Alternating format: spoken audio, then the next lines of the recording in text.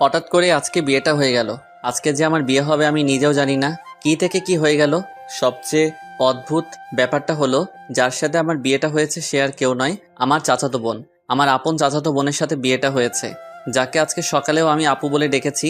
সে এখন আমার বউ, আর এখন দাঁড়িয়ে আছি বাসার ছাদের উপর। আর আপু মানে আমার বউ বাসর ঘরে অপেক্ষা করছেন আমার জন্য। কিন্তু আপনারা কিছু বুঝতেছেন না তো। চলেন আপনাদের পুরো বিষয়টি বুঝিয়ে বলি কেমনে কি হয়েছে। আজ থেকে 2 সপ্তাহ আগে আমার চাচাতো বোন মানে তানিশার বিয়ে ঠিক হয়। আমরা সবাই ছেলেটাকে দেখি, সবার খুব পছন্দ হয়, তানিশাও খুব পছন্দ হয়। আর বিয়ের তারিখ ঠিক হয় আজকে। আর ছেলেটা খুব ভালো আর সুন্দর, বলা যায় সব দিক দিয়ে পারফেক্ট। কিন্তু কথাই বলে না, সবার কপালে আর সুখ থাকে না। তাই না হয়তো তানিশার কপালে ও এই সুখটা নাই। ও হ্যাঁ, আপনাদের আসল বিষয়টা বলি। আজ সকালে কিছু টুকটাক কাজ করছিলাম, চাচাতো বোন বলে কথা। তাছাড়া আপু আমার বড়। আমি অনেক মজা করছিলাম আর কাজ করেছিলাম, কিন্তু হঠাৎ আমার ফোনে আননোন নাম্বার থেকে ফোন আসে। আমি ফোনটা রিসিভ করে বলি, হ্যালো, কে বলছেন? আমি তানভীরের ছোট ভাই বলছি। রনি। তোমাদের আসতে আর কত সময় লাগবে? তানভীর ভাই হলো তানিশা অপুর হবু বর, আর রনি ওনার ছোট ভাই। আমাদের আর কখনো যাওয়া হবে না। আরে রনি, কান্না করছো কেন? কি হয়েছে তোমাদের? রাহি ভাই, আপনাকে কিভাবে কথাটা বলবো আমি নিজেও বুঝতে পারছি না। আরে কি হয়েছে সেটা তো আগে বলো। আর এইভাবেই বা কান্না করছো কেন আজকে এত সুন্দর একটা দিনে? ভাই, তানিশা আপুর কপালে হয়তো তানভীর ভাই নাই। কান্না করতে করতে বলতেছে মানে? তুমি কি বলতে চাচ্ছ একটু বুঝিয়ে বলো প্লিজ। তানভীর ভাই আর তানভীর ভাইয়ার কি হয়েছে বলো প্লিজ। ভাইয়া আর এই পৃথিবীতে নেই। কি কি বলছো তুমি এসব রনি? ভাইয়ের অ্যাক্সিডেন্ট হয়েছে। কি বলছো এসব? আমি ঠিকই বলছি। কি করে হলো এসব? আমরা সবাই মিলে আনন্দ করে আসছিলাম, হঠাৎ করে আমাদের গাড়ি ব্রেক ফেল করে, কিন্তু গাড়ি কন্ট্রোল করতে পারেনি, তাই গাছের সাথে গিয়ে ধাক্কা লাগে। তারপর আমার কিছু মনে নেই। তারপর কি হলো রনি, বলো প্লিজ। আমার যখন জ্ঞান ফিরে তখন দেখি আমি হাসপাতালে। তানভীর ভাইয়ের কি হলো রনি? জ্ঞান ফেরার পরে শুনতে পেলাম ভাইয়ার মাথায় অনেক জোরে আঘাত লাগে, ফলে ভাইয়া নাকি ওখানেই মারা যায়। বলেই রনি কান্না করতে থাকে। আমি রনির কান্না সহ্য করতে পারছি না, তাই আমি রনিকে বললাম, রনি আমি আসছি। তোমরা কোন হসপিটালে আছো? সিলেট ওসমানী মেডিকেল হাসপাতালে। ওকে, আমি আসতেছি বলেই ফোনটা কেটে দিলাম। যখন আমি হাসপাতালের উদ্দেশ্যে বের হব তখন চাচা বলল, কোথায় যাস এই সময় রাহি? আমি এসে তোমাদের সব বলছি। এইদিকে বিয়ে বাড়িতে সবাই চিন্তিত হয়ে পড়েছে, বর এখনো আসতেছে না কেন। চাচাকে আর কিছু বলতে না দিয়ে আমি বাইক নিয়ে চলে আসলাম সিলেট উসমানী মেডিকেল হাসপাতালে। তারপর রনির কেবিনের দিকে হাঁটতে লাগলাম। কেবিনে গিয়ে রনিকে বললাম, কেমন আছো রনি, তুমি ঠিক আছো তো? ভালো না ভাই। কাঁদিস না ভাই। কান্না ছাড়া আর কিছু নেই আমাদের ভাই। শান্ত হও রনি, তোমার আম্মু আব্বু কোথায়? ভাইয়ের লাশের কাছে, পাশের কেবিনে। রনির কান্না দেখে আমার চোখে পানি চলে আসছে। তারপর কিছুক্ষণ কান্না করলাম। তারপর ভাবলাম আমিও যদি কান্না করতে থাকি এদিকে রনি কান্না করা থামাবে না। তাই আমি রনিকে সান্ত্বনা দিয়ে তানভীর ভাইয়ের লাশের কাছে আসলাম। এসে দেখি সবাই কান্না করতেছে। এ দেখি সবার কান্না দেখে আমি আর শান্ত থাকতে পারলাম না। আমি কাঁদতে লাগলাম। কাঁদতে কাঁদতে বললাম, আন্টি প্লিজ কান্না করবেন না। আর আঙ্কেল আপনি অন্তত কান্না করা থামান। সবাই একসাথে এভাবে কান্না করতে থাকলে তানভীর ভাইয়ের আত্মা অনেক কষ্ট পাবে। কিভাবে কান্না থামায় বলো বাবা, আমাদের তো সব শেষ হয়ে গেল। আঙ্কেল আপনি এভাবে কাঁদতে থাকলে সবাইকে সান্ত্বনা কে দিবে? কিভাবে শান্ত থাকি? তানভীর যে আমার বড় ছেলে, তাকে নিয়ে কত স্বপ্ন বাবা। আপনারা এইভাবে কান্না করলে কি আর তানভীর ভাই ফিরে আসবে? বলেন প্লিজ, সবাই কান্না থামান। এই কথা বলার পর দেখি সবাই কান্না করা থামিয়ে দিল। আমি আবার বললাম, আমার মনে হয় এখানে এভাবে কান্না না করে তানভীর ভাইয়ের দাফন সম্পন্ন করা উচিত। তখন পিছন থেকে রনি বলল, হ্যাঁ, ভাইকে কবরের কাজ সম্পূর্ণ করা উচিত। তখন আঙ্কেল বলল, চলো সবাই। আঙ্কেল আমি কি আপনাদের সাথে যেতে পারি? চলো বাবা। তারপর তানভীর ভাইয়াকে বাড়িতে নিয়ে গিয়ে দাফন করার ব্যবস্থা করা হলো। জানাজার নামাজ আদায় করে সবার কাছ থেকে বিদায় নিয়ে বাড়ির উদ্দেশ্যে রওনা দিলাম। ফোন হাতে নিয়ে দেখি চাচা অনেকবার ফোন করেছেন, তাই তাড়াতাড়ি করে বাইক নিয়ে চলে আসলাম। বাড়ি পৌঁছাতে দুপুর পেরিয়ে গেল। বাসার ভিতরে ঢুকতে চাচা বলল, এতক্ষণ কইছিলি তুই? বলতো রাহি, আর বরপক্ষের কেউ ফোন ধরছে না কেন? দেখলাম চাচার পিছনে সবাই দাঁড়িয়ে আছে, এমনকি তানিশা আপুও। তাই আমি বললাম, তোমরা সবাই শান্ত হও, আমি সব খুলে বলছি। তাড়াতাড়ি বল, কি বলবি? আসলে তানভীর ভাই, কি হয়েছে? আর কান্না করছিস কেন তুই? আসলে তানভীর ভাই আর আমাদের মাঝে নেই। উনি দুনিয়ার মায়া ত্যাগ করে পরপারে চলে গেছেন। তারপর আমি সবকিছু খুলে বললাম। এসব শুনে তানিশা আপু রুমের দিকে দৌড়ে গেলেন। বুঝতে পারলাম কিছু একটা হবে। আমিও পিছনে দৌড়ে গেলাম। যেই ভাবা সেই কাজ, যা ভাবছিলাম তাই হলো। জানালা দিয়ে দেখলাম তানিশা আপু সুইসাইড করতে যাচ্ছে। তানিশা আপু গলায় ফাঁস দেওয়ার চেষ্টা করছে। এখন কি করব বুঝতে পারছিলাম না। সবাই দরজার ধাক্কাধাক্কি করতেছে। এখন কিছু একটা তাড়াতাড়ি করতে হবে, যেভাবে হোক দরজা ভাঙতে হবে। দরজার পাশে গিয়ে সবাইকে বললাম জোরে জোরে লাথি মারার জন্য। আমার কথায় সবাই দরজায় লাথি মারতে থাকে। 5-6টা মারার পর দরজা ভাঙতে সক্ষম হলাম। ভিতরে গিয়ে আপুকে নামিয়ে দিয়ে ঠাস করে গালে বসিয়ে দিলাম। আপু হয়তো এটা কখনো ভাবতে পারিনি আমি আপুকে থাপ্পড় মারবো। আপু থাপ্পড় খেয়ে আমার গায়ে হেলান দিয়ে জ্ঞান হারালো। থাপ্পড়টা মেবি অনেক জোরে লেগেছে, তাই হয়তো জ্ঞান হারিয়েছে। আমি আপুকে নিয়ে নিচে নামালাম। সবাই আমার দিকে হা করে তাকিয়ে আছে। তারপর আপুর জ্ঞান ফেরার জন্য অনেক চেষ্টা করলাম। আম্মুকে বললাম একটু পানি নিয়ে আসো। আম্মু পানি এনে আপুর চোখে দিলেন। সাথে সাথে আপুর জ্ঞান ফিরে। তখন আমি বললাম, এটা কি আপু, নিজের জীবন এভাবে নষ্ট করে দিতে গেলি? তো কি করব বল? কি নিয়ে বাঁচবো আমি? আমার সব আশাই তো শেষ। তাই বলে কি সুইসাইড করতে যাবি? তো আমার কি বা করার ছিল বল? আমরা আবার তোমার জন্য পাত্র খুঁজবো। আমাকে কে বিয়ে করবে শুনি? যে মেয়ের হবু বর রাস্তায় আসার আগেই মারা যায়, সেই মেয়েকে কে বিয়ে করবে তুই বল? আমি কিছুই জানি না বলে ওখান থেকে চলে আসলাম। এখানে আর বেশিক্ষণ থাকলে হয়তো আমিও কেঁদে দিতাম, তাই সেখান থেকে ছাদে চলে আসলাম। ছাদের এক কোণে দাঁড়িয়ে রইলাম। আপুর জন্য অনেক কষ্ট হচ্ছে। আমার চোখের কোণায় হাত দিয়ে দেখলাম পানি চলে এসেছে। ছাদে অনেক সময় দাঁড়িয়ে আপুর কথা ভাবতে লাগলাম। হঠাৎ কাঁধে কারো হাতে স্পর্শ অনুভব করলাম। পিছনে ফিরে দেখি আব্বু। আব্বু কিছু বলবা? বলবো। বলো, কি বলবা? তুই আগে আমাকে কথা দে, আমি যা বলবো আমার সে কথাগুলো তুই রাখবি। রাখবো, বলো। আমি বলি কি, তুই তানিশাকে বিয়ে করে নে। কি বলো আব্বু, এটা কিভাবে সম্ভব? তানিশা আমার আপু হয়, তার উপর আমার বড়। আমি জানি তানিশার যদি কিছু হয়ে যায়। আমি জানি না, আমি পারবো না। কিন্তু তুই ভেবে দেখতে পারিস, তোর জন্য হয়তো সে বেঁচে থাকতে পারবে। ঠিক আছে, ভেবে দেখব।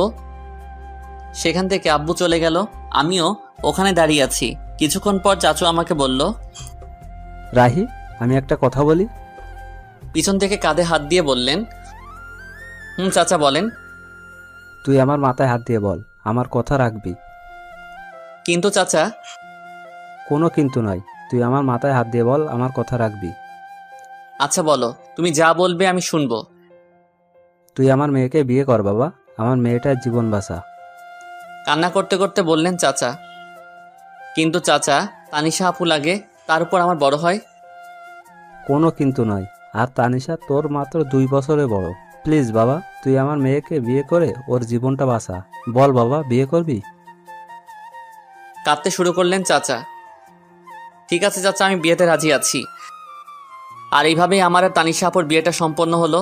এতক্ষণ যা বললাম সব বিয়ের আগের ঘটনা। দেখছেন কখন থেকে আপনাদের সাথে বকবক করেই যাচ্ছি। আপনাদের আমার পরিচয়টাই দেওয়া হলো না। আমার নাম ফয়সাল আহমেদ রাহি। বাবা মায়ের একমাত্র ছেলে, আর আমার ছোট একটা দুষ্টু মিষ্টির বোন আছে। আর মনে হয় আপনাদের কিছু বলার দরকার নেই, কারণ গল্প পড়লে সব জানতে পারবেন। এখন আর বকবক না করে গল্প ফিরা যাক। কি বলেন আপনারা?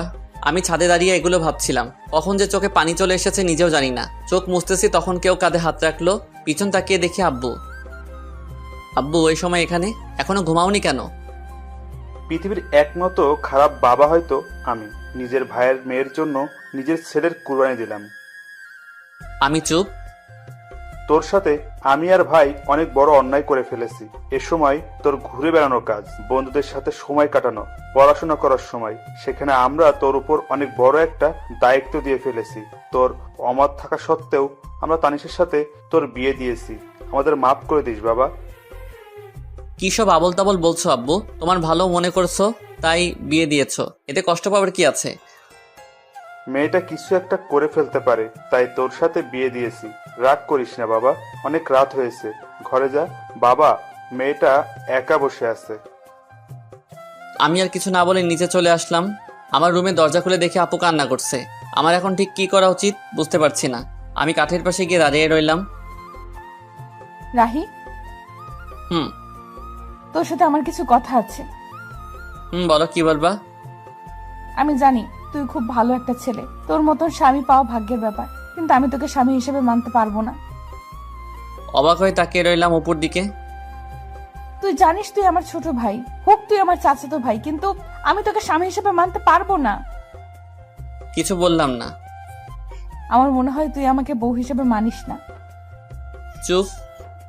তুই আমাকে প্রশ্ন করতে পারিস, আমি যদি স্বামী হিসেবে মানতে না পারি তাহলে বিয়ে করলাম কেন? হ্যাঁ, এটার জবাব দিয়ে দিচ্ছি। তোর সাথে বিয়ে না হলে হয়তো অন্য কারোর সাথে আমার বিয়েটা হতো, কিন্তু সে আমার মনের কষ্টটা বুঝতে পারতো না। আমার মনের অবস্থা শুধু তুই বুঝবি, অন্য কেউ না। আমি এখনো চুপচাপ দাঁড়িয়ে সব শুনছি। জানিস রাহি, আমি পৃথিবীর একমাত্র হতভাগা মেয়ে, সুখ কাছে পেয়েও হারালাম। তুই আমাকে মাফ করে দিস, তোর জীবনটা আমি নষ্ট করে দিলাম। জানিস, আমারও খুব ইচ্ছে ছিল সুন্দর একটা মেয়ে দেখে তোর বিয়ে দিব, আর তোর বিয়েতে অনেক আনন্দ করব, কিন্তু তার হলো না। তুই আমাকে মাফ করে দিস, আমি তোকে স্বামী হিসেবে মানতে পারছি না। অনেক রাত হয়েছে, এখন ঘুমিয়ে পড়ো। এটুকু বলে বারান্দায় চলে এলাম। এমন কিছু আমার জীবনে হবে আমি কখনো কল্পনাও করতে পারিনি। কিন্তু আমি ভেবেছিলাম আমার সাথে বিয়ে হলে কোনো আফসোস থাকবে না, সবকিছু গুছিয়ে নিতে সমস্যা হবে না। কিন্তু কি ভাবলাম আর কি হলো। আসলে সবার কপালে সুখ থাকে না, আমার কপালেও হয়তো নেই। আজ নিজের উপর খুব রাগ হচ্ছে, কিন্তু কি আর করব। ঘর থেকে বের হয়ে ছাদে চলে এলাম আর নিজে নিজে বলতে লাগলাম, তানভীর ভাই, কেন তুমি চলে গেলে? তোমার জন্য আপু কান্না করছে, হয়তো তোমাকে এই কয়দিনে তোমাকে ভালোবেসে ফেলছে। আর কি বলে জানো ভাই, তোমাকে ছাড়া আর কাউকে স্বামী হিসেবে মানতে পারবে না। সত্যি কয়েকদিনে তোমাকে অনেক ভালোবেসে ফেলেছে, এমনকি আমাকেও স্বামী হিসেবে মানতে রাজি না। সত্যি ভাই, তুমি অনেক ভাগ্যবান ছিলে, আপুর মতো বউ পেতে যাচ্ছিলে। কথায় বলে না, সবার কপালে সুখ থাকে না, তেমনি তোমার কপালেও নেই, আমার কপালেও নেই। হায় রে কপাল আমাদের। এসব ভাবতে ভাবতে চোখের কোণায় আবারও হাত দিয়ে দেখি পানি। চোখে পানি মুছে পকেটে থাকা ফোনটা হাতে নিয়ে দেখি 2:45 বাজে। তাই আর ছাদে দাঁড়িয়ে না থেকে রুমে চলে এলাম। রুমে এসে দেখি এখনো আপু নাক টেনে টেনে কান্না করছে। কি ব্যাপার আপু, তুমি এখনো ঘুমাওনি? কোথায় গিয়েছিলি? একটু ছাদে গিয়েছিলাম, রাত অনেক হয়েছে, ঘুমিয়ে পড়ো। তুই কোথায় ঘুমাবি? সেটা আপনার না জানলেও চলবে, তুমি উপরে ঘুমিয়ে পড়ো, আমি ফ্লোরে শুয়ে পড়ছি। তারপর আর কিছু না বলে নিচে চাদর বিছিয়ে ঘুমিয়ে পড়লাম। মাঝরাতে হঠাৎ কারো কান্নার শব্দে ঘুমটা ভেঙে গেল। তাকিয়ে দেখি আপু এখনো কান্না করছে। আর আমি বললাম, হ্যাঁ আপু, তোমার সমস্যাটা কি? এখন কি ঘুমাতে দিবেন না? যা হবার তা তো হয়ে গেছে। ঠিক আছে, তুই ঘুমা। আমি আবারও ঘুমিয়ে পড়লাম। হঠাৎ সকালে কারো কান্নাকাটি আর চেঁচামেচিতে ঘুম ভেঙে গেল। বের হয়ে দেখলাম তানিশা, আম্মু, আব্বু, আমার ছোট বোন রিয়া ও কান্না করছে। আমি গিয়ে বললাম, আব্বু কি হয়েছে? চুপ। আম্মু কি হয়েছে, এভাবে কান্না করছো কেন? চুপ। আপু তুমি অন্তত বলো কি হয়েছে। আসলে দোকানটা কি হয়েছে বলো না। দোকানটাতে আগুন লেগে গেছে, আর পুরো দোকান পুড়ে গেছে। কি বলছো এসব? বাবা ঠিক বলেছে। সবার কথা শোনার পর যেন আমার মাথায় আকাশ ভেঙে পড়ল। আমি এখন কি করব কিছু বুঝতে পারছিলাম না। তারপর নিজেকে ঠিক রেখে সবাইকে সান্ত্বনা দিতে লাগলাম। এভাবে কয়েকটা দিন কেটে গেল। তারপর শুরু হলো সংসারে অশান্তি। বাবা বড় মানুষ, ঠিকমতো কাজ করতে পারে না, তাই আর সংসারের কষ্ট দেখতে না পেরে সংসারে হাল ধরতে হলো আমাকে। কি করব কিছুই বুঝতে পারছিলাম না। তাই আমার ফ্রেন্ড আফিকুলকে ফোন দিলাম। হ্যালো আফিকুল দোস্ত, আমার সাথে একটু দেখা করতে পারবি? আরে এভাবে বলছিস কেন? কোথায় আসতে হবে সেটা বল। স্কুলের পাশে দোকানটায় আয় না দোস্ত। ঠিক আছে, আমি আসতেছি। ঠিক আছে আয় বলেই ফোনটা কেটে দিলাম আর রেডি হয়ে স্কুলের পাশের দোকানে চলে গেলাম। একটু পরে আফিকুলও চলে এলো। বল দোস্ত, কি বলবি? আসলে দোস্ত, আমার একটা হেল্প লাগবে। তুই এভাবে বলছিস কেন? কি হেল্প লাগবে সেটা তো বল। আসলে দোস্ত, আমার একটা চাকরি লাগবে। কি, তুই চাকরি করবি? আমি চাকরি করব, একটা ব্যবস্থা করে দে না। ব্যবস্থা করব, কিন্তু তুই আমাকে হাসালি। তোর বাবার দোকান থাকতে তুই চাকরি করবি কেন? তাহলে তোকে সব খুলে বলি কেন চাকরি করব। বল। আমি আফিকুলকে সব শুরু থেকে শেষ পর্যন্ত বললাম। আমাদের দোকানে আগুন লেগে পুড়ে ছাই হয়ে গেছে রে, তাই আমি চাকরি খুঁজছি। আরে কান্না করিস না দোস্ত, আমি সব ব্যবস্থা করছি। দোস্ত। ঠিক আছে, সন্ধ্যা হয়ে গেছে, তুই বাড়ি যা, আমি সব ব্যবস্থা করছি। ঠিক আছে, আমি যাচ্ছি, তুইও যা। বলেই আমি আফিকুলকে বিদায় দিয়ে বাড়ি চলে আসলাম। বাড়ি এসে দেখি আম্মু এখনো মাথায় হাত দিয়ে বসে এখনো কান্না করছে। আম্মু, কান্না করো না, কান্না করে আর কি হবে, সব তো শেষ। বাবা জানি, কিন্তু কান্না ছাড়া আর কি করব বল। আর কাঁদতে হবে না, আমি কিছু একটা ব্যবস্থা করছি। কি করবি তুই? পরে বলবো, এখন প্লিজ তুমি কান্না করো না। ঠিক আছে। আম্মুকে সান্ত্বনা দিয়ে রুমে চলে এলাম। এসে দেখি তানিশা আপুও কান্না করছে। তাই আমি বললাম, তুমি কান্না করছো কেন? আমার জন্য তো সব হচ্ছে। তোমার জন্য আমার কি হলো? তোদের এখানে আসার সাথে সাথেই ক্ষতি হয়ে গেল। আমার মনে হয় এতে আপনার কোনো দোষ নেই, এটা আমার কপালের দোষ। এটা তোর কপালের দোষ না, এটা আমার কপালের দোষ। তোমার কপালের দোষ কেমন করে হলো? হ্যাঁ, আমার কপাল খারাপ, কারণ যে মেয়ের বিয়ের দিনে বর মারা যায়, শ্বশুর বাড়ি আসতে না আসতেই ক্ষতি হয়ে যায়, তার কপালে দোষ না তো কার কপালে দোষ? কি বলছেন? আপনার শ্বশুরবাড়ি? হ্যাঁ, আমার শ্বশুর বাড়ি তো। কেমন করে হলো তোমার শ্বশুরবাড়ি? কারণ তোর সাথে আমার বিয়ে হয়েছে, তাই এটা আমার শ্বশুর বাড়ি। কি, তোমার সাথে আমার বিয়ে হয়েছে? হুম। কি, ওটা বিয়ে? আমার তো মনে হয় না। হয় না কেন? আমি তোমাকে বউ হিসেবে মানি না, আর তুমিও আমাকে স্বামী হিসেবে মানো না। কথা বলতে বলতে হঠাৎ আফিকুলের ফোন এসেছে। আফিকুল, বল। খুশির খবর আছে বন্ধু। কি খুশির খবর? দোকানে আয় বলছি। ঠিক আছে, আমি আসছি, তুই একটু অপেক্ষা কর। আমি বের হতে হতে তানিশা আপুকে বললাম, আমি আসি, তোমার সাথে পরে কথা বলবো। কোথায় যাবি এখন? এসে সব বলছি তোমাকে। আমি আর কথা না বলে চলে আসলাম স্কুলে পাশের দোকানে। এসে দেখি আফিকুল আমার জন্য অপেক্ষা করছে।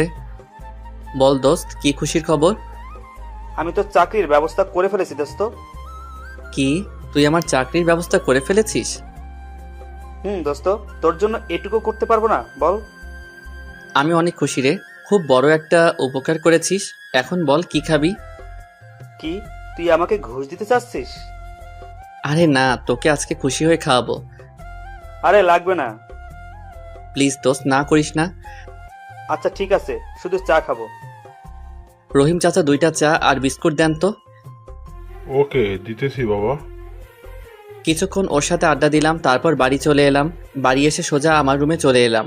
রুমে গিয়ে তানিশা আপুকে জড়িয়ে ধরে কান্না করে দিলাম। কি রে, এইভাবে জড়িয়ে ধরে কান্না করছিস কেন? কি হয়েছে? জানেন, আমার চাকরিটা হয়েছে। কি, চাকরি হয়েছে? চাকরি হয়েছে। এখন বলেন কি খাবেন? আইসক্রিম খাওয়াবে? আমি আইসক্রিম খাবো। কিন্তু এই সময় আইসক্রিম কোথায় পাবো? লাগবে না, যা। আরে রাগ করছো কেন? আমি আনছি ওকে। ঠিক আছে। দোকানে গিয়ে আমি আইসক্রিম নিয়ে এলাম। এই নেন আপনার আইসক্রিম। দে তাড়াতাড়ি। আপু আইসক্রিমটা হাতে নিয়ে বাচ্চাদের মতো খেতে শুরু করলো, আর আমি আপুর দিকে অবাক হয়ে তাকিয়ে রইলাম। কি আজব কাণ্ড, এত বড় একটা মেয়ে হয়ে বাচ্চাদের মতো আইসক্রিম খাচ্ছেন, আর আমি তাকিয়ে এসব দেখছি। ঠিক তখনই, কি রে, কি দেখছিস? তোমার খাওয়া দেখছি। এত দেখতে হবে না। কেন? তুই খাবি? খেলে নিতে পারিস। না না, লাগবে না, আমি বাচ্চাদের মতো আইসক্রিম খাই না। ওকে, তুই না খেলেও চলবে। তুমি খাও। ঠিক আছে, একটা কথা বলি রাহি। বলো। তুই চাকরিতে জয়েন করবি কবে? 1 মাসের মতো লাগবে। কথা বলতে বলতে হঠাৎ আম্মুর ডাক পড়ল। রাহি, তানিশা, তোরা খেতে আয় তাড়াতাড়ি। ঠিক আছে আম্মু, আমার আসছি। তাড়াতাড়ি আয়। চলেন, আম্মু ডাকছে। চল। দুজন একসাথে খাবার টেবিলে বসলাম। আম্মু খাবার বেড়ে দিল। আম্মু, তুমিও খাও। আম্মু, তুমিও বসো, একসাথে খাবো। তানিশা আপু বলল। খাচ্ছি। চুটকি, তুইও খা। খাচ্ছি তো। সবার সাথে খাবার খেয়ে আমি রুমে চলে এলাম। এসে একটু শুয়েছিলাম, তখনই আপু রুমে এলো। আপুকে দেখে আমি তাড়াতাড়ি করে নিচে বিছানা করে নিলাম, তারপর শুয়ে পড়লাম। আপুও বিছানায় শুয়ে পড়ল। কি আজব মেয়ে রে বাবা, স্বামীকে নিচে রেখে তিনি উপরে আরামে ঘুমাচ্ছে। ওই যে সবার কপালে সুখ থাকে না, তেমনি আমার কপালেও বউয়ের সুখ নেই। তাই আর কিছু না ভেবেই ঘুমিয়ে পড়লাম। সকালে ঘুম ভাঙলো আম্মুর ডাকে। রাহি বাবা, তাড়াতাড়ি ওঠ, আর ঘুমাতে হবে না। কেন আম্মু? আজকে তানিশাকে নিয়ে যাবি না? কোথায় যাব? কেন, তুই জানিস না? না তো। তানিশা মা তোকে কিছু বলেনি? না, আমাকে তো কিছু বলেনি। তানিশা মা, তুমি রাহিকে কিছু বলনি? না আম্মু, ভুলে গিয়েছিলাম। ঠিক আছে, তাহলে ওকে বলে নিচে আসো। ঠিক আছে আম্মু, আমরা আসছি। ওকে। ওই, আজকে আমাদের বাড়ি নিয়ে যাবি? আমি কেন নিয়ে যাব? তুমি একা যাও, আমি যেতে পারবো না। না, তুই আমার সাথে যেতে হবে। না, আমি পারবো না। কি, তুই যাবি না? যাব তো। আমি বুঝি না এ কেমন মেয়ে, আমাকে স্বামী হিসেবে মানে না, আবার সবসময় অধিকার ফলাতে আসে। আজাইরা পেঁচাল। কিরে, চুপ করে আছিস কেন? এমনি। ঠিক আছে, এখন রেডি হয়ে আয়। ঠিক আছে, তুমি যাও, আমি আসছি। তাড়াতাড়ি আয়, নাস্তা করব। ঠিক আছে। ফ্রেশ হয়ে টেবিলে সবার সাথে নাস্তা শুরু করলাম। নাস্তা শেষ করে রুমে চলে এলাম। এসে শুয়ে পড়লাম। তখন দেখি তানিশা আপু আমার দিকে রাগী চোখে তাকিয়ে আছে। এভাবে তাকিয়ে আছো কেন? তুই এসে শুয়ে পড়লি কেন? তো কি করব? একটু আগে আমি কি বলছিলাম? কি বলছিলে? আমি আজকে আমাদের বাড়ি যাব বলছিলাম না? যাব তো। তাহলে এইভাবে শুয়ে পড়লি কেন? এমনি। তুমি রেডি হও।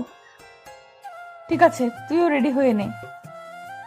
কথা বলতে বলতে হঠাৎ শুনতে পেলাম আমার চাচা চাচি মানে শ্বশুর শাশুড়ি আমাদেরকে নিতে এসেছেন। তাই আমি তাড়াতাড়ি করে রেডি হয়ে চাচা চাচির কাছে চলে এলাম। আমি তাদেরকে সালাম দিলাম। আসসালামু আলাইকুম চাচা চাচি, কেমন আছেন? ওয়ালাইকুম সালাম। বাবা ভালো, তুমি? আলহামদুলিল্লাহ চাচি, আপনি? আলহামদুলিল্লাহ ভালো, কিন্তু তুমি আমাকে চাচি না, আম্মু ডাকবা। তুমি আমার ছেলের মতো। ঠিক আছে আম্মু, বলবো। মনে যেন থাকে। ঠিক আছে, আমি একটু আসছি আম্মু। ঠিক আছে বাবা, যাও। এরপর এখানে থেকে রুমে চলে এলাম। এসে তো আমি অবাক। আমি কোনো রকম হাসি আটকে রেখে বললাম, তুমি এটা কি পরেছো? কেন, শাড়ি পরেছি। হাসতেছিস কেন?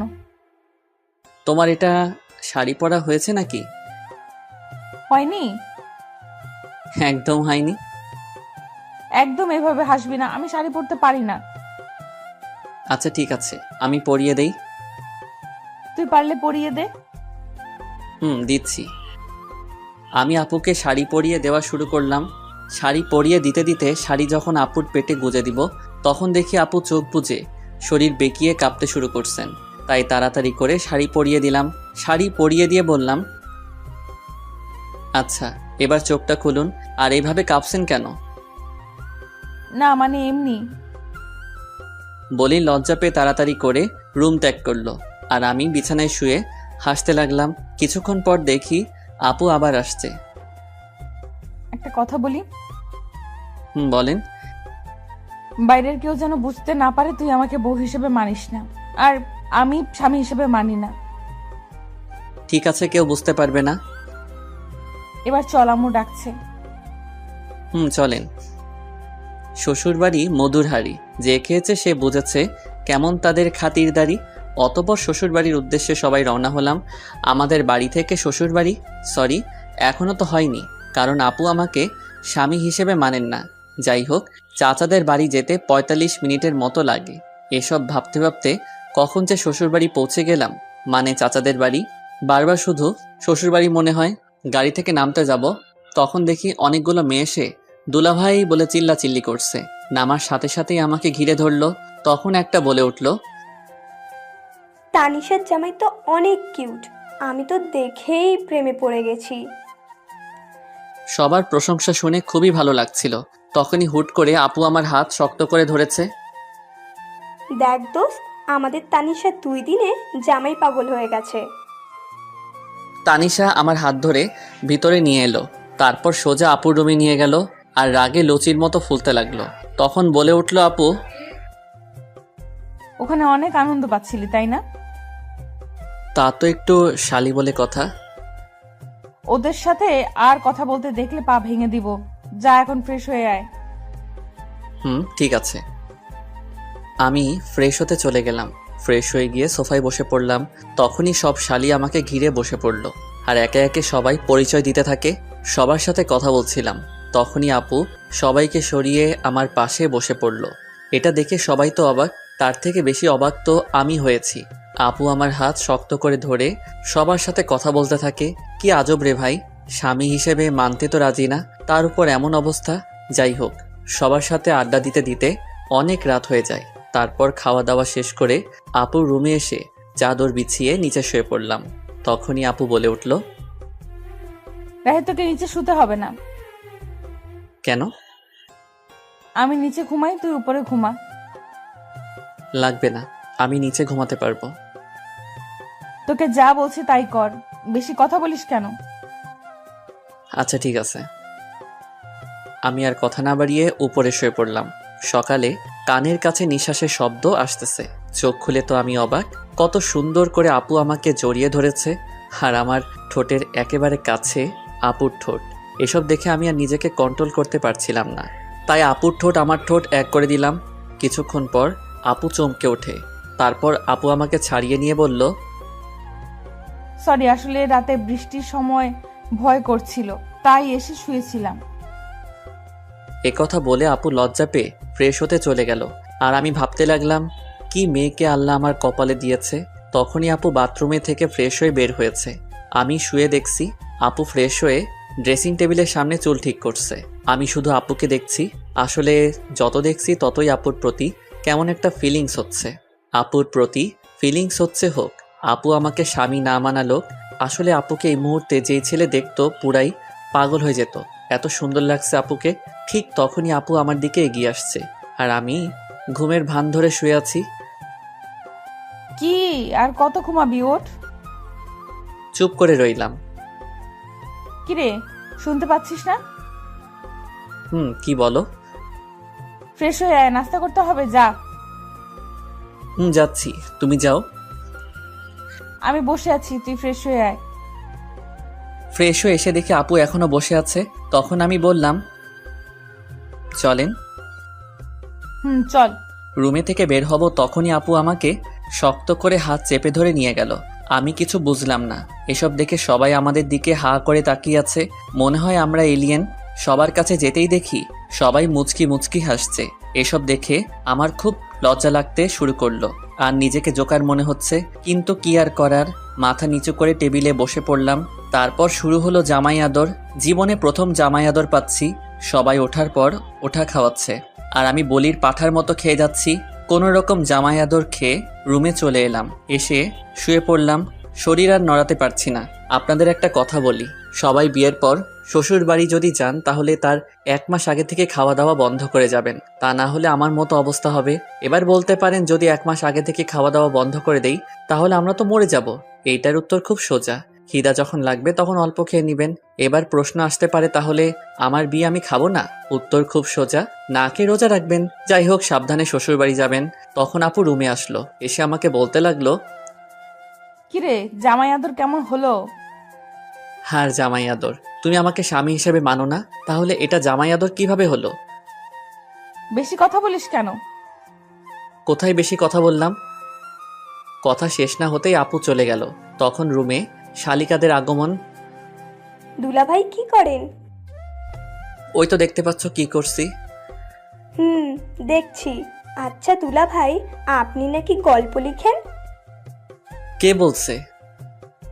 দেখলাম, এবার একটা গল্প শোনাতে হবে। বলেই সবাই চিল্লাচিল্লি শুরু করলো। কি আর করার, এখন তো শোনাতে হবে। আচ্ছা, তোমাদের একটা কবিতা শোনাই। বলেন। কবিতার নাম শালা আমি তো অবাক। নিশি রাতে জেগে দেখি গাছের ডালে কাক, শালা আমি তো অবাক। চোর ঢুকেছে ঘরের ভেতর, দরজা ছিল ফাঁক, শালা আমি তো অবাক। মোবাইল নিল, টিভি নিল, রিমোট না হয় থাক, শালা আমি তো অবাক। পাচ্ছে যা নিচ্ছে ভরে, দুই হাতেরই মুঠোয় করে, চোরটা তো আচ্ছা খারাপ, শালা আমি তো অবাক। সব মালামাল বস্তা ভরে চোর পালালো চুরি করে, যাকটা চলে যাক, শালা আমি তো অবাক। মধ্যরাতে অন্ধকারে কুত্তা ডাকে জোরে জোরে, শিয়ালরা দেয় হাক, শালা আমি তো অবাক। ভয়ে শরীর শিউরে ওঠে, না জানি আজ কি যে ঘটে, আবার ডাকে কাক, শালা আমি তো অবাক। হয়নি রাতে তেমন কিছু, কোনো ভূতি নেয়নি পিছু, বেঁচে গেছি যাক, শালা আমি তো অবাক।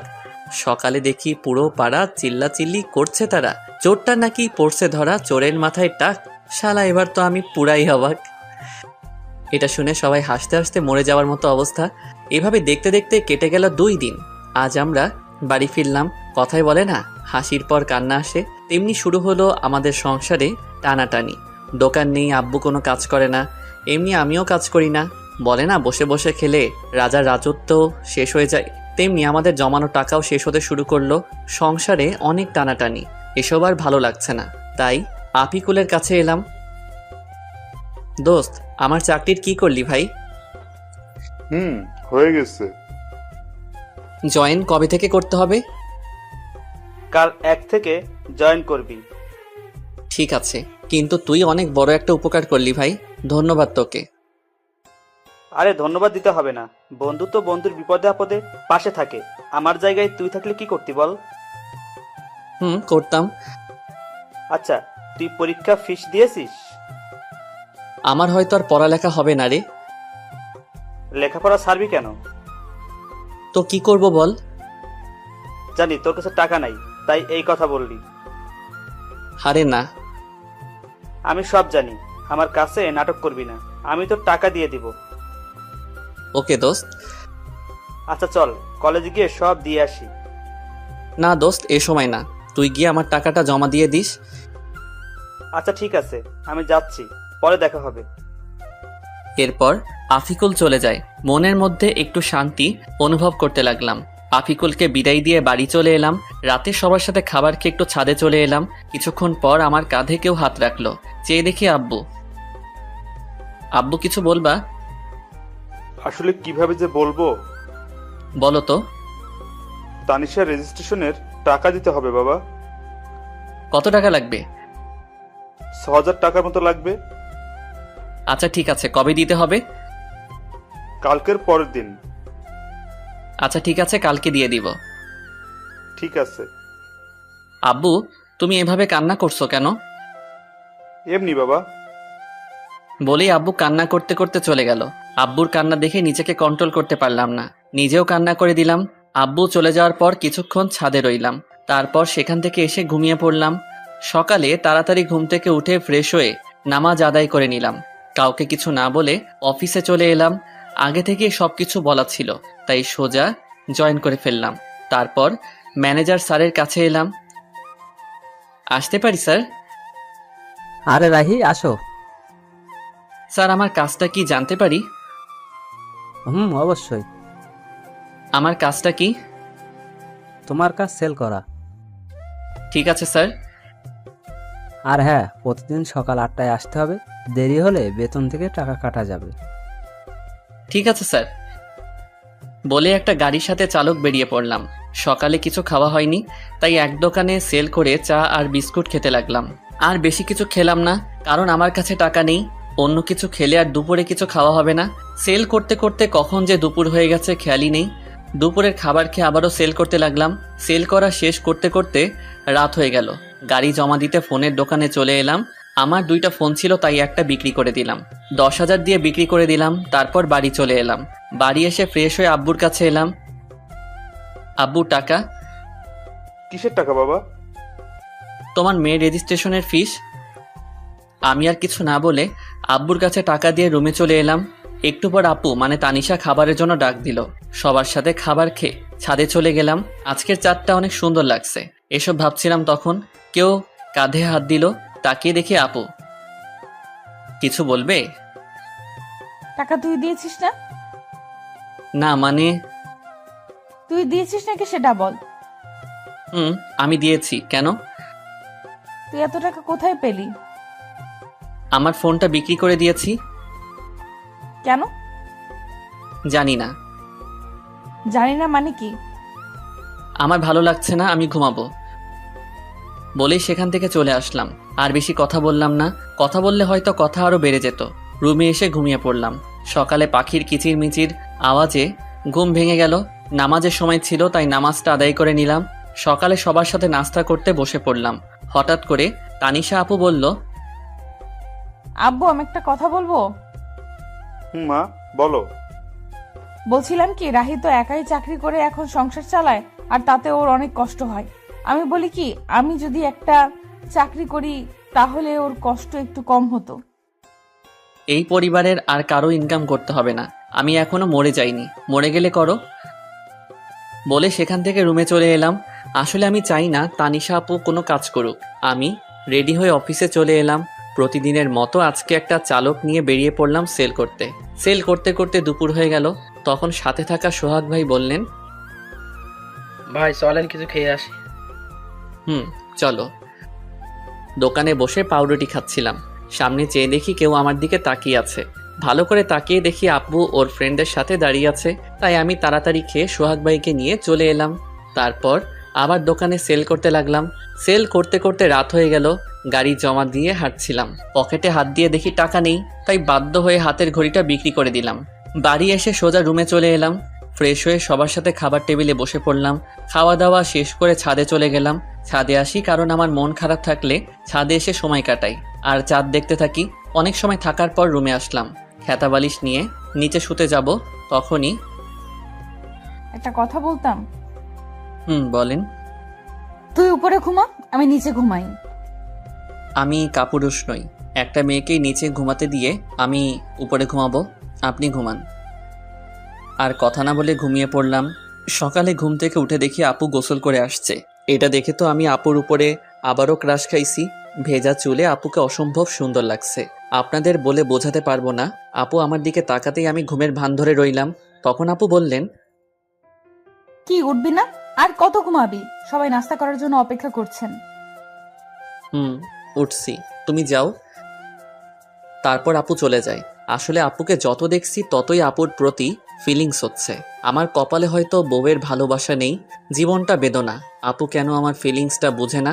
ফ্রেশ হয়ে সবার সাথে নাস্তা শেষ করে রুমে এসে শুয়েছিলাম। আজকে শুক্রবার, তাই কাজ নাই। একটু পরে আপু আসলো। ওকে দেখে কেমন যেন লাগলো, মনে হয় অস্বস্তিতে আছেন। আপনার কি কিছু হয়েছে?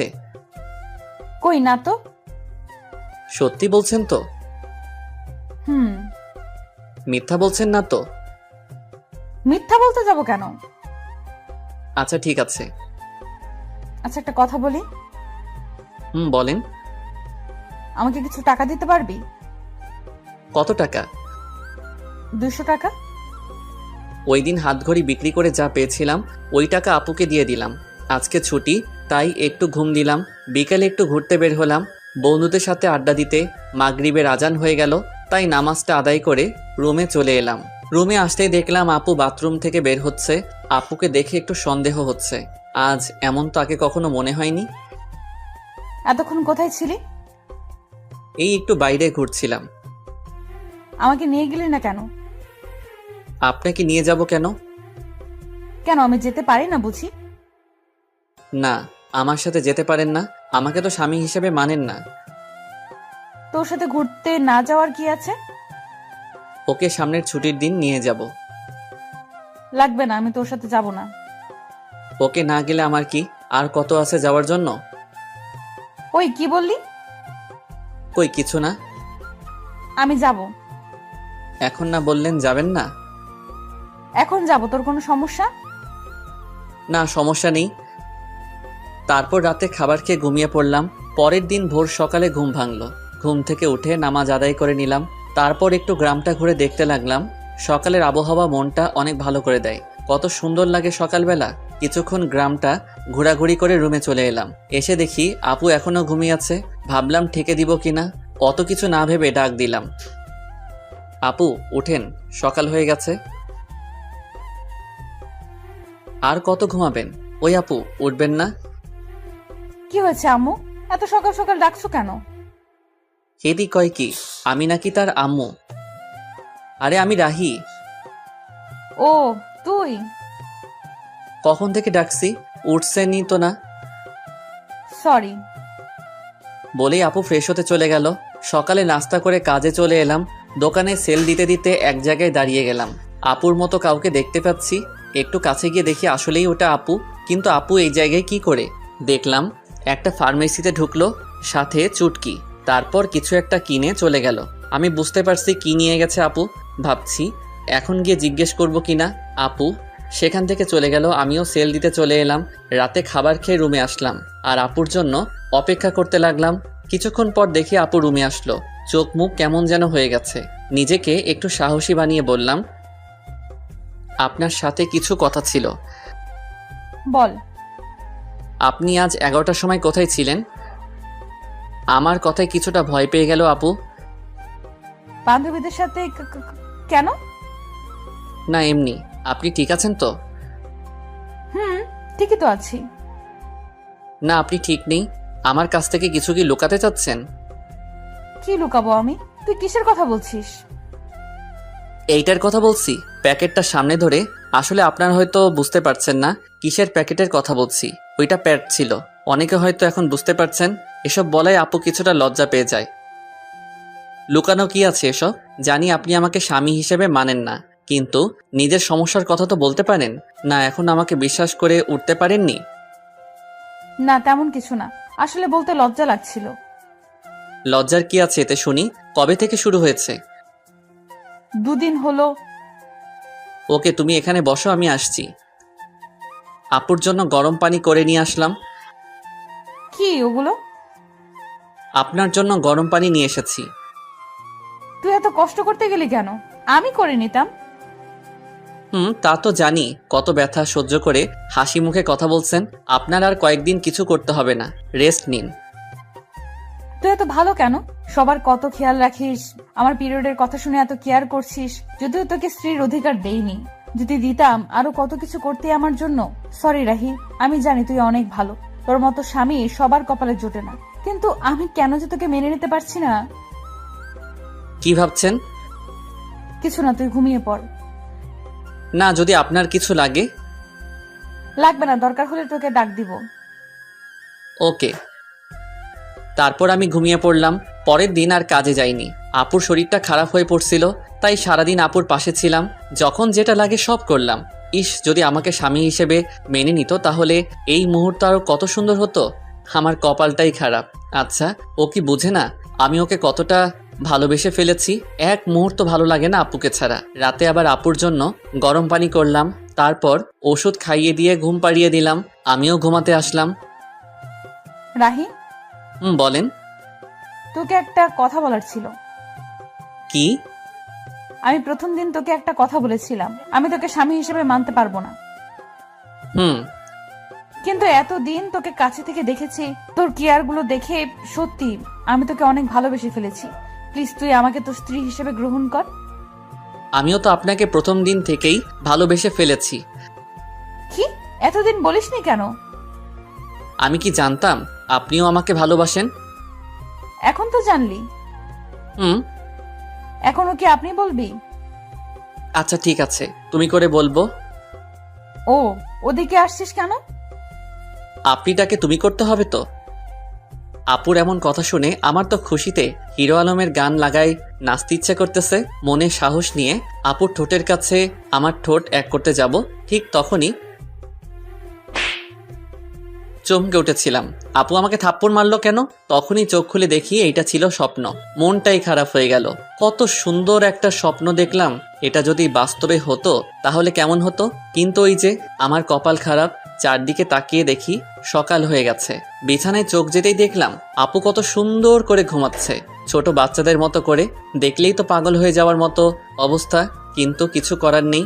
এত রোমান্টিক হওয়া আমার জন্য মানায় না। তাই গিয়ে আপুকে ডাক দিলাম, আপু উঠুন, সকাল হয়ে গেছে। হুম, আপনার শরীরে কেমন আছে এখন? ভালো। আপুকে তুলে আমি ফ্রেশ হয়ে খাবার টেবিলে চলে এলাম। দেখি আব্বু বসে আছে। রাহি, তোর সাথে কিছু কথা আছে। বলো আব্বু। আমাদের দোকানটা নতুন করে শুরু করবো ভাবছি। আব্বু, এটা তো ভালো কথা। দোকানটা চালু হলে তোকে আর চাকরি করতে হবে না, লেখাপড়া কমপ্লিট করবি আর তানিশা মার খেয়াল রাখবি। আব্বু, পরেরটা পরে দেখা যাবে, আগে তো শুরু করো। এভাবেই আমাদের জীবনটা চলছিল। আপু আগের থেকে বেশি আমার উপর রাগ দেখায়, আবার অধিকারও খাটায়। মনে হয় যেন সত্যি আমি ওর বর। কখনো মনে হয় মেনে নিয়েছে, আবার কখনো মনে হয় এগুলো সবাইকে দেখানোর জন্য করছে। একদিন আপু বলল, চল আজকে আমরা ঘুরতে যাই। কোথায় যাবেন? চা বাগান দেখতে যাই। আমার ভালো লাগছে না। কি? আরেকবার বল, দেখ আমি তোর কি অবস্থা করি। আচ্ছা চলেন। এই তো গুড বয়। এ কেমন মেয়ে রে বাবা, একবার রাগ দেখায় আবার রাগ নেই, সব শেষ হয়ে যায়। ও আল্লাহ, কেমন মেয়ের পাল্লায় ফেললে। স্বামী হিসেবে মানে না, কিন্তু স্বামীর অধিকার ঠিক কাটায়। মন চায় কচু গাছের লগে ফাঁস দিয়ে মরে যায়। আল্লাহ আমায় উঠাই লও। আমি রেডি হয়ে আপুর জন্য অপেক্ষা করতে লাগলাম। মেয়েদের এই একটাই জিনিস, কোথাও যাইতে হলে মেকআপ নামের জিনিস তাদের দিতে হইব। কত সময় ধরে অপেক্ষা করতেছি, আসার কোনো নামই নেই। হলো আপনার? এই তো চল। আপুর দিকে তাকাতেই আবারও ক্রাশ খেলাম। নীল জামার সাথে ম্যাচিং করে চুড়ি, চোখে কাজল, অসম্ভব সুন্দর লাগছে, পরীর মতো লাগছে। কি আর বলমু ভাই, এগুলো শুধু নাটকে আর গল্পেই সম্ভব। জীবনে তো একটা পরীর মতো সুন্দর মাইয়া দেখলাম না, পরী নামের পেতনি দেখছি।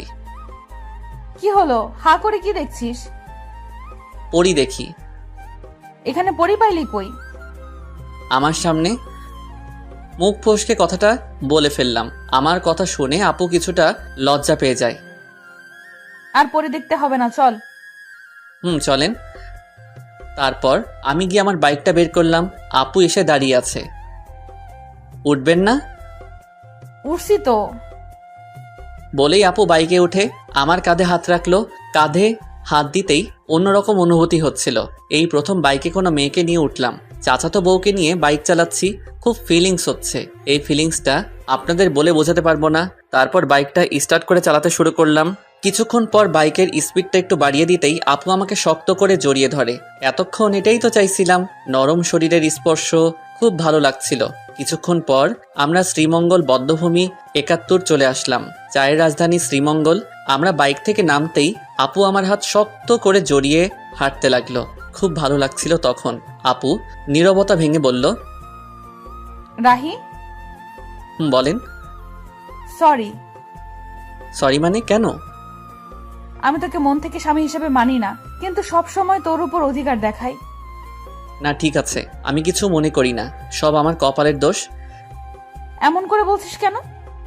কেমন করে বললাম আবার? কিছু না। কিছুক্ষণ আপুর কিছু পিক তুলে দিয়ে আমি বললাম, কিছু খাবেন? আইসক্রিম নিয়ে আয়। আমি তো জানি মেয়েরা ফুচকা পাগলি হয়, কিন্তু আপনি আইসক্রিম পাগলি কেন? এমনি। তোর কোনো সমস্যা? না, আনছি আমি। আইসক্রিম নিয়ে এলাম, তারপর বললাম, এই নেন আপনার আইসক্রিম। একটা কেন, তুই খাবি না? না, ওসব আমি খাই না, আপনি খান। ওকে। আইসক্রিমটা হাতে নিয়ে বাচ্চাদের মতো খেতে লাগলো। এত বড় একটা মেয়ে হয়ে বাচ্চাদের মতো আইসক্রিম খাচ্ছে, কি অদ্ভুত ব্যাপারটা। আপু আইসক্রিম খাচ্ছে আর আমি তাকিয়ে শুধু দেখছি। কি ব্যাপার, অমন করে কি দেখছিস? কই না তো। আমি দেখেছি তুই আমার খাওয়া দেখছিলি। না। দেখতে হবে না, চাইলে তুই খেতে পারিস। না, আপনি খান। আমি বলছি তুই খাবি, এই নে। আমি খাবো না, আপনি খান। তুই খাবি নাকি আইসক্রিম তোর মুখে মেখে দিব? আচ্ছা ঠিক আছে। আমি আর কিছু না বলে হা করি। আপু আইসক্রিম আমার মুখে দিল। আমি খেতে না চাইলেও বাধ্য হয়ে খেতে হলো। রাগ করলি? আমি সবার উপরে রাগ করি না। ও তো কার কার উপর রাগ করিস না একটু শুনি। আপনাকে বলবো কেন? আর কিছু না বলে ঘোরাঘুরি করে বাড়ির উদ্দেশ্যে রওনা দিলাম। রাস্তায় হঠাৎ আমার একটা ফ্রেন্ড মিতুর সাথে দেখা। কিরে রাহি, কেমন আছিস? এই তো আলহামদুলিল্লাহ ভালো। তুই? আমিও ভালো আছি। তো তোর কি খবর? এই তো আর কি। আমরা কথা বলছিলাম, হঠাৎ আপুর দিকে চোখ যেতেই দেখলাম আপুর আগে ফুলছে। কিছু বুঝলাম না। তোর সাথে মেয়েটাকে? ও হলো আপনার বউ তানিশা, আর তানিশাও আমার ফ্রেন্ড মিতু। হাই আপু, আপনি তো অনেক কিউট। ধন্যবাদ আপু। মিতুর সাথে কিছুক্ষণ কথা বলার পর বাড়িতে চলে এলাম। বাড়িতে আসতে আসতে সন্ধ্যা হয়ে গেছে। আমি ফ্রেশ হয়ে বিছানায় শুয়েছিলাম, তখন আপু রুমে আসলো। দেখে মনে হচ্ছে কোনো কারণে রেগে আছে। রুমে এসে আমার সাথে কোনো কথা বলেননি, আমিও বলিনি। রাতে আম্মু খাবার খেতে ডাকছে, তাই আমি খাওয়ার জন্য চলে এলাম। খাওয়া দাওয়া শেষ করে রুমে চলে আসি, এসেই শুয়ে পড়ি। তখন আপু রুমে আসলো। তখন আমি বললাম, কি ব্যাপার, আপনাকে এমন দেখাচ্ছে কেন? সারাদিন তো ঠিকই ছিলেন। আমার সাথে কথা বলবি না তুই? কেন, আমি আবার কি করলাম? মেয়ে মানুষ দেখলে এই গায়ে পড়ে কথা বলতে হবে, তাই না? কখন আবার মেয়েদের সাথে কথা বললাম? ও এখন তো মনে করিয়ে দিতে হবে। আসার সময় কি ওই মেয়ের সাথে কথা বলিসনি? এত হেসে হেসে কি কথা শুনি? ও তো আমার ভালো ফ্রেন্ড। তাহলে ওর কাছে যা, আমার সাথে কথা বলবি না। আমি ওর সাথে কথা বলছি, তাতে আপনার কি? আপনি এত রাখছেন কেন? আমারই তো সব। মানে? কিছু না। বলেই শুয়ে পড়লো। কি আজব মেয়ে রে বাবা, এখন দেখছি কারোর সাথে কথা বলতে দেবে না। নিজে তো ভালোভাবে কথা বলেই না, আবার অন্য কারোর সাথে কথা বললে রেগে যায়। মেয়েদের মন বোঝা আসলে অনেক কঠিন। কি কখন কি চায় তারাই ভালো জানে। কি বলছিস? আপনি এখনো ঘুমাননি? তুই ঘুমাবি না? ঘুমাচ্ছি। সকালে ঘুম থেকে উঠে তো অবাক, আপু আমাকে জড়িয়ে ধরে শুয়ে আছে। আমার শরীর কাঁপছে, হার্টবিট বেড়ে যাচ্ছে। কিন্তু কি আর করব, এত রোমান্টিক হলে তো চলবে না। আপুকে ডাকতে লাগলাম, আপু আমাকে জড়িয়ে ধরে শুয়ে আছে কেন? আমি আমার হাজবেন্ডকে জড়িয়ে আছি। তোর কোনো সমস্যা? আপনার হাজবেন্ড মানে বুঝলাম না। এখন ঘুমাতে দে, বেশি কথা বলিস না। আপনি ঘুমাবেন ভালো কথা, আমাকে তো ছাড়েন। আমার ইচ্ছে হয়েছে তাই ঘুমিয়েছি, ডিস্টার্ব করিস না তো এখন। হারামজাদি কয় কি, আমাকে জড়িয়ে আছে, আবার আমাকেই বলছে ডিস্টার্ব না করতে। মনে হচ্ছে লাথি মেরে মঙ্গল গ্রহে পাঠিয়ে দেই। কিন্তু ততক্ষণে ভাবলাম, যদি সেখানে পাঠিয়ে দেই আমার কি হবে? আমি তো আপুকে ভালোবাসি। নিজেকে শান্ত করে বললাম, আপনি ঘুমান, আমি মানা করেছি নাকি? কিন্তু আমাকে ছাড়ুন। তারপর আপু আমাকে ছেড়ে দেয়। আপনি চাইলে আরো ঘুমাতে পারেন। আমি ফ্রেশ হয়ে নাস্তা করে রুমে এসে দেখি বাচ্চাদের মতো বালিশটাকে জড়িয়ে ধরে শুয়ে আছে। এটা দেখে আমার ঠোঁটের কোণায় হাসি ফুটে উঠেছে। কালকে দিনটা আমার কাছে অনেক ভালোই লাগছিল। যত দিন যাচ্ছে আপুর প্রতি দুর্বলতা কাজ করছে। কেন জানি অনেক ভালোবেসে ফেলেছি। আপুকে ছাড়া হয়তো এখন 1 সেকেন্ডও বাঁচতে পারবো না। আমি কি আমার মনের কথা বলে দিব? কিন্তু তখন যদি রেগে যায়? কিন্তু আমার মনের কথা না বলা পর্যন্ত তো আমি শান্তি পাচ্ছি না। সব সময় আপুর প্রতি ভালোবাসা, দুর্বলতা, ওকে স্পর্শ করার ইচ্ছা, ওর প্রতি নেশা আমার ভেতরটাকে শেষ করে ফেলছে। আচ্ছা, আপু কি আমাকে ভালোবাসে? ওর ব্যবহার দেখে তো তাই মনে হচ্ছে। আপুও আমাকে ভালোবাসে, কিন্তু বলতে পারছে না। আচ্ছা, আমি কি সরাসরি গিয়ে বলে দিব? আমরা কি সবকিছু ভুলে দুজন দুজনকে ভালোবাসতে পারি না? আজকে বলে দিব, যা হবার হবে। এদিকে তানিশা ঘুম থেকে উঠে আমাকে কোথাও খুঁজে পাচ্ছে না। সকাল থেকে একবারও দেখছে না। তানিশাও আমাকে ভালোবাসে, কিন্তু কখনো বলতে পারছে না। কারণ একে তো ও একটা মেয়ে, তার উপর আমি ওর চাচাতো ভাই। তার উপর ছোট লজ্জার কারণে বলতে পারছে না। কিন্তু মন থেকে রাহিকেই ভালোবাসে। রাত্রে বাড়ি আসার সময় আপুর জন্য আইসক্রিম, চকোলেট আর ফুল নিয়ে আসলাম। যেগুলো আপুর পছন্দ করে সেগুলো নিয়ে আসি। আজকে আমার মনের কথা বলেই দিব, পরে যা হবার দেখা যাবে। বাড়িতে এসে এগুলো নিয়ে সোজা আমার রুমে চলে এলাম। আমার রুমের মধ্যে ঢুকতে যাব, তখনই দেখি আপু কারোর সাথে ফোনে কথা বলছে। কি যেন মনে করে আর ভিতরে গেলাম না। দরজার ওপাশে দাঁড়িয়ে শুনতে লাগলাম, হ্যাঁ আমি সত্যি ওকে ভালোবাসি। আর ওর সাথে সারা জীবন থাকতে চাই। কিন্তু এই ঝামেলাটা থেকে আগে বের হই, তারপর আব্বু আম্মুকে সব বলে আমরা দুজন হানিমুনে যাব। তাদের কথা শুনে আমি তো অনেক বড় একটা ধাক্কা খাই। তার মানে আপু অন্য কাউকে ভালোবাসে। মুহূর্তের মধ্যে আমার সব আশা ভরসা সব নষ্ট হয়ে যায়। আমি কখনো ভাবতে পারিনি আমি ওর কাছে এত বড় একটা সমস্যা। আমি ফুলগুলো ফেলে দিয়ে আইসক্রিম আর চকলেট চুটকিকে দিয়ে দিলাম। না নয়, আমি ওকে মুক্ত করে দিব। আমি তাদের মাঝে ঝামেলা হয়ে থাকতে চাই না। তাই অনেক কিছু ভেবে সিদ্ধান্ত নিলাম আমি ওকে ডিভোর্স দিয়ে দিব। ও যদি অন্য কাউকে নিয়ে সুখে থাকতে চায় আমি বাধা দিব না। আমি রুমে ঢুকতেই আপু ফোন রেখে দেয়। সারাদিন কই ছিলি? একবারও বাড়িতে দেখলাম না। একটা কাজ ছিল। সারাদিন কিছু খেয়েছিস? দাঁড়া, আমি তোর জন্য খাবার আনছি। না না, আমি খাবো না, বাইরে থেকে খেয়ে এসেছি। যে কথাগুলো শুনেছি আর খাবার মুখে দিয়ে কি আর যাবে। তোর সাথে আমার কিছু কথা ছিল। বলেন। অনেক দিন থেকেই বলতে চেয়েছিলাম কিন্তু বলতে পারিনি। জানি না এই বিষয়টা তুই কিভাবে নিবি। অত কিছু না বলে আসল কথাটা বলেই ফেলুন। আসলে আমি তোকে ডিভোর্স দিতে চান তাই তো? মানে মানেটা খুব সহজ। আপনি আর এই মিথ্যা সম্পর্ক রাখতে চান না, তাই আমাকে ডিভোর্স দিতে চান। সমস্যা নেই, দিয়ে দিব। আপনার ইচ্ছা আমি খুব তাড়াতাড়ি পূরণ করে দিব। আমি ডিভোর্স পেপার রেডি করছি। আপনি আপনার পছন্দ মতো একটা ছেলেকে বিয়ে করে নিয়েন। কিন্তু আমি তো বাড়িতে কিভাবে জানবেন? ওইটা আপনাকে চিন্তা করতে হবে না, আমি ম্যানেজ করে নিব। তারপর আমি আর আপুকে কিছু বলার সুযোগ না দিয়ে ফ্লোরে শুয়ে পড়লাম। আর বেশিক্ষণ কথা বললে হয়তো চোখ দিয়ে বন্যা শুরু হয়ে যেত। যাকে এতটা ভালোবাসি সে আজ আমাকে এভাবে ছ্যাঁকা দিয়ে দিল। এসব ভাবতে ভাবতে কখন ঘুমিয়ে পড়েছি মনে নেই। হঠাৎ কারো কান্না করার আওয়াজ শুনে ঘুমটা ভেঙে যায়। চোখ খুলে দেখি তানিশা আপু কান্না করতেছে। কি ব্যাপার, এত রাতে কান্না করছেন কেন? কিছু না, এমনি। আজব তো, এত রাতে কেউ কাঁদে? নিজেও ঘুমাচ্ছেন না, আমাকেও ঘুমাতে দিচ্ছেন না। আচ্ছা তুই ঘুমা। আমি ঘুমিয়ে যাই। এদিকে তানিশা ভাবতে থাকে, কেন তোকে বলতে পারলাম না আমি তোকে কতটা ভালোবাসি? আমাকে একবার বলার সুযোগ না দিয়ে তুই সব বলে গেলি। আমি নাকি ডিভোর্স চাই? কিভাবে ভাবছিস এইসব? ওকে, তুই যদি আমাকে ডিভোর্স দিয়ে ভালো থাকিস তাহলে চলে যাব তোর জীবন থেকে অনেক দূরে। তাছাড়া তোকে বিয়ে করে তোর জীবনটা আমি নষ্ট করে দিয়েছি, পারলে ক্ষমা করে দিস। পরের দিন আমি উকিলের সাথে যোগাযোগ করে ডিভোর্সের অ্যাপ্লাই করে আসলাম। আমাদের 6 মাসের ডেট দিয়েছেন। সেখান থেকে আফিকুলের সাথে দেখা করলাম। দোস্ত, আমার সব শেষ। কেন, তোর আবার কি হলো? আর কাঁদছিস কেন? তানিশা আমার কাছে থেকে ডিভোর্স চাই। কি বলছিস এসব তুই? হ্যাঁ, আমি সত্যি বলছি। তাহলে কি করবি এখন তুই? আমার সাথে চল। কোথায়? চল না। আমি আর আফিকুল একটা বারে আসলাম। এখানে আনলি কেন? ড্রিঙ্কস করব তাই। তুই কি ড্রিঙ্কস করিস? হুম। কিন্তু তুই তো আজ পর্যন্ত একটা সিগারেটও মুখে নিয়ে দেখিস নাই।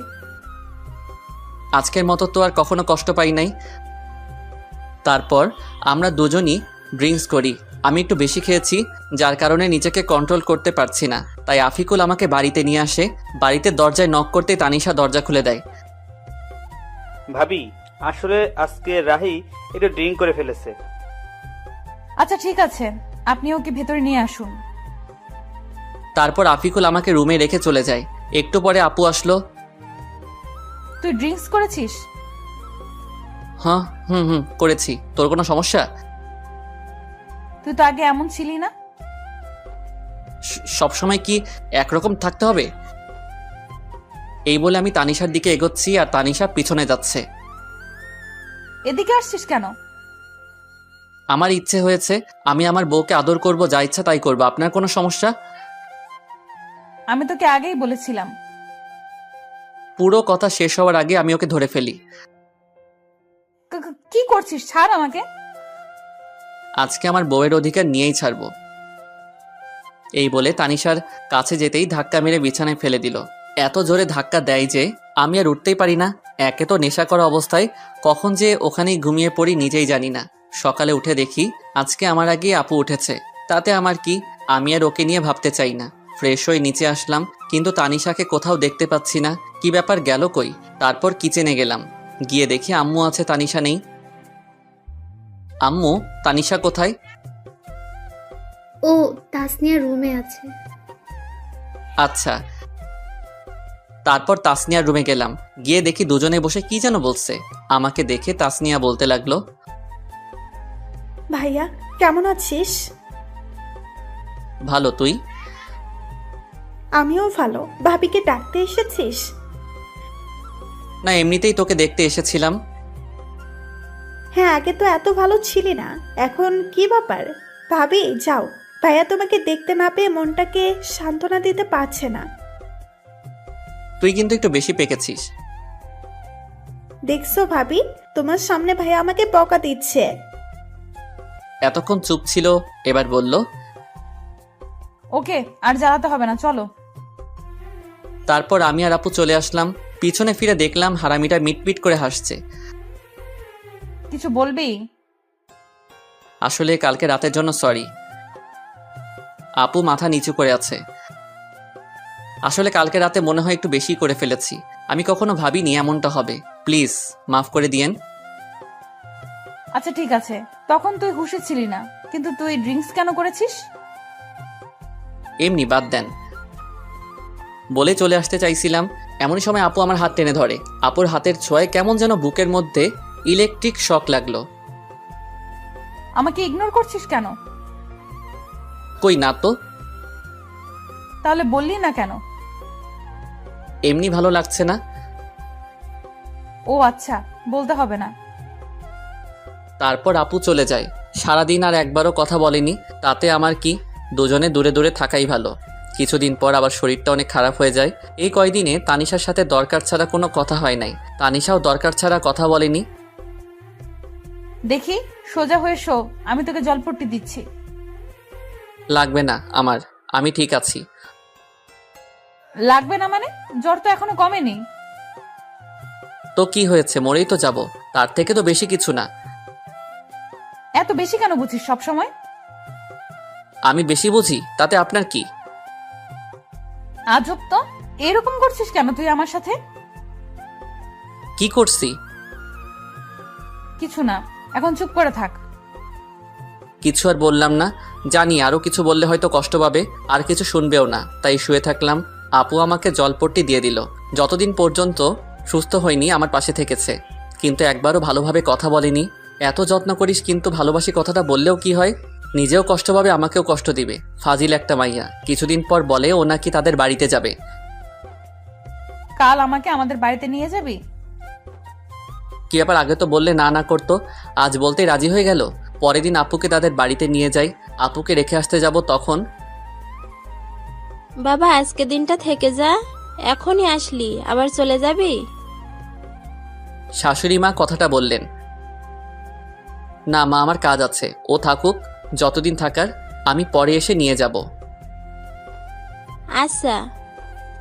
তানিশার কাছে ওর মা গিয়ে বলল, কি ব্যাপার তানিশা, রাহির সাথে কি তোর কিছু হয়েছে? ও এমন ভাবে চলে গেল কেন? তানিশা কিছু না বলে ওর মাকে জড়িয়ে ধরে কেঁদে দেয়। কি হলো, কাঁদছিস কেন?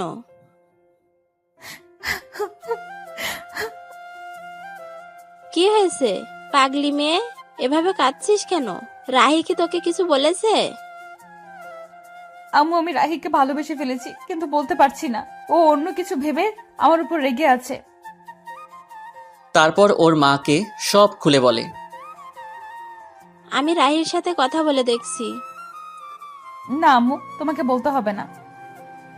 তুই তো বলতে পারবি না, পাগলি একটা। আমি বলছি। না, আমিই বলবো, তারপর যা হবার হবে। ওকে, তাহলে এবার কান্না থামা, পাগলি একটা। এদিকে আমি বাড়িতে এসে কিছু ভালো লাগে না, মনটা শুধু হাহাকার করছে। কি যেন নেই মনে হচ্ছে। আপুকে ওখানে রেখে এসে তো এখন রুমটা ফাঁকা ফাঁকা মনে হচ্ছে। ওকে কি নিয়ে আসবো? কিন্তু এত রাতে কিভাবে যাব? কাল সকালে গিয়ে নিয়ে আসবো, তা না হলে ওকে দেখতে না পেয়ে মরেই যাব। এদিকে রাতটা যেন কাটতেই চাচ্ছে না, এপাশ ওপাশ করছি। এদিকে তানিশাও অস্থির অস্থির লাগছে, কেন যেন রাহিকে ছাড়া ভালো লাগছে না। অনেক কষ্টের পর সকাল হলো, আমি রেডি হয়ে বেরিয়ে পড়ব। তখনই, এত তাড়াহুড়ো করে কোথায় যাচ্ছিস? একটা কাজে তোর আবার কিসের কাজ? আছে, একটা জরুরি কাজ, আমি যাচ্ছি বলে চলে আসলাম। এতক্ষণ পর তানিশা আপুর বাড়িতে চলে আসলাম। এসে কলিং বেল চাপ দিতেই আমার চাচা মানে শ্বশুর মশাই দরজা খুলে আমাকে দেখতে পান। আরে রাহি বাবা, এত সকালে যে? ভেতরে আসতে বলবেন না? আরে আয়, এটা তো তোরই বাড়ি। কে এসেছে গো? দেখে যাও, তোমার মেয়ে জামাই এসেছে। ও রাহি, বাবা ভিতরে এসে বসো। আম্মু, তানিশা কই? ওর ঘরে আছে। আচ্ছা। আমি আর এক মুহূর্তে এখানে না দাঁড়িয়ে আপুর রুমে চলে এলাম। এসে দেখি মহারানী মন খারাপ করে শুয়ে আছে। আমি একটু আওয়াজ করলাম, দেখলাম কোনো সারা শব্দ নেই। আপনার কি মন খারাপ? দেখি আমার কথা শুনে আমার দিকে তাকালো, কিন্তু ওকে দেখে মনটা খারাপ হয়ে গেল। মহারানী শুয়ে শুয়ে কান্না করছিল। তুই এখানে এসেছিস কেন? কেন, আমার শ্বশুর বাড়ি কি আমি আসতে পারি না? না, আসবি না, চলে যা এখান থেকে। কিন্তু আমি তো চলে যেতে আসিনি, আমি তো আপনাকে সাথে করে নিয়ে যেতে এসেছি। আমি কেন তোর সাথে যাব? আমি নিয়ে যাব তাই। আমি যাব না, তুই চলে যা এখান থেকে। আমি তো যাব না আপনি না গেলে। কেন? আমি তোর কে? আপনি আমাকে চাচাতো বউ। এসেছে বউ বউ করতে, যাব না আমি। তানিশা, বললাম তো যাব না। আমি তোমাকে অনেক ভালোবাসি, নিজের থেকে অনেক বেশি। চলো আমার সাথে। কি বললি? ভালোবাসি। কাকে? তোমাকে। প্রথম দিন কি বলেছিলাম? আমি এত কিছু জানি না, আমি জানি তুমিও আমাকে ভালোবাসো। আমার ভেবে দেখতে হবে। আচ্ছা, কিন্তু বাড়িতে চলো আমার সাথে প্লিজ। কিন্তু আব্বু তো আজকে যেতে দিবে না। সেটা আমি দেখতেছি, চলো। তারপর আমি ওকে নিয়ে চলে আসতে লাগলাম। আরে তোমরা কই যাও? চাচা, বাড়ি যাব। কিন্তু এখনই তো এলে। আমাদের দরকার আছে। ওদের যেতে দাও। তারপর আমি আর তানিশা বাড়ির উদ্দেশ্যে রওনা দিলাম। আজকে এসে আজকেই চলে গেল, বুঝলাম না তুমি আটকালে না কেন? তারপর চাচি সব খুলে বললেন। এরা পারেও বটে, দেখো এখন সব ঠিক হয়ে যাবে। হুম। আমি তানিশাকে বাড়িতে নিয়ে আসলাম। বাড়িতে আসতে আম্মু বলল, কি রে, কালকে দিয়ে আসলি আবার আজকে নিয়ে আসলি?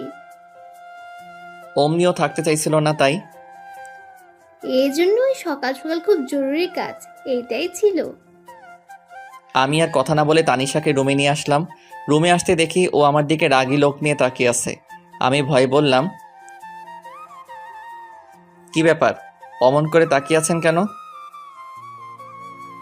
আমি থাকতে চাইছিলাম না, তাই না? মানে না। তোর আজকে কি করে দেখ। হয়েছে আপনাদের রোমান্স করা? হঠাৎ কথা শুনে দুজনেই চমকে উঠে যাই। তুই এখানে কিছু বলবি? বলতেই তো আসছিলাম, কিন্তু তোমাদের রোমান্সের মাঝে চলে আসলাম। তেমন কিছু না। ভাইয়া, আমি কানা না, আমি তোর থেকে বেশি দেখতে পাই। কি বলবি বল। আমায় কিছু টাকা দে তো। কত লাগবে? 500। আব্বুর কাছে থেকে নে। না, তুই দে, আব্বু বকা দিবে। পরে এসে নিয়ে যাস। ওকে, তোরা রোমান্স চালিয়ে যা। তোকে আজকে। চুটকি দৌড়ে চলে যায়। তানিশার দিকে তাকিয়ে দেখি লজ্জায় লাল হয়ে আছে। চুটকি কোথায় এত লজ্জা পাবে জানতাম না, তবে এখন আরো বেশি কিউট লাগছে। রাতে খাবার খেয়ে আমি খেতা বালিশ নিয়ে নিচে শুতে যাব, তখন এই, তুই বিছানায় ঘুমা।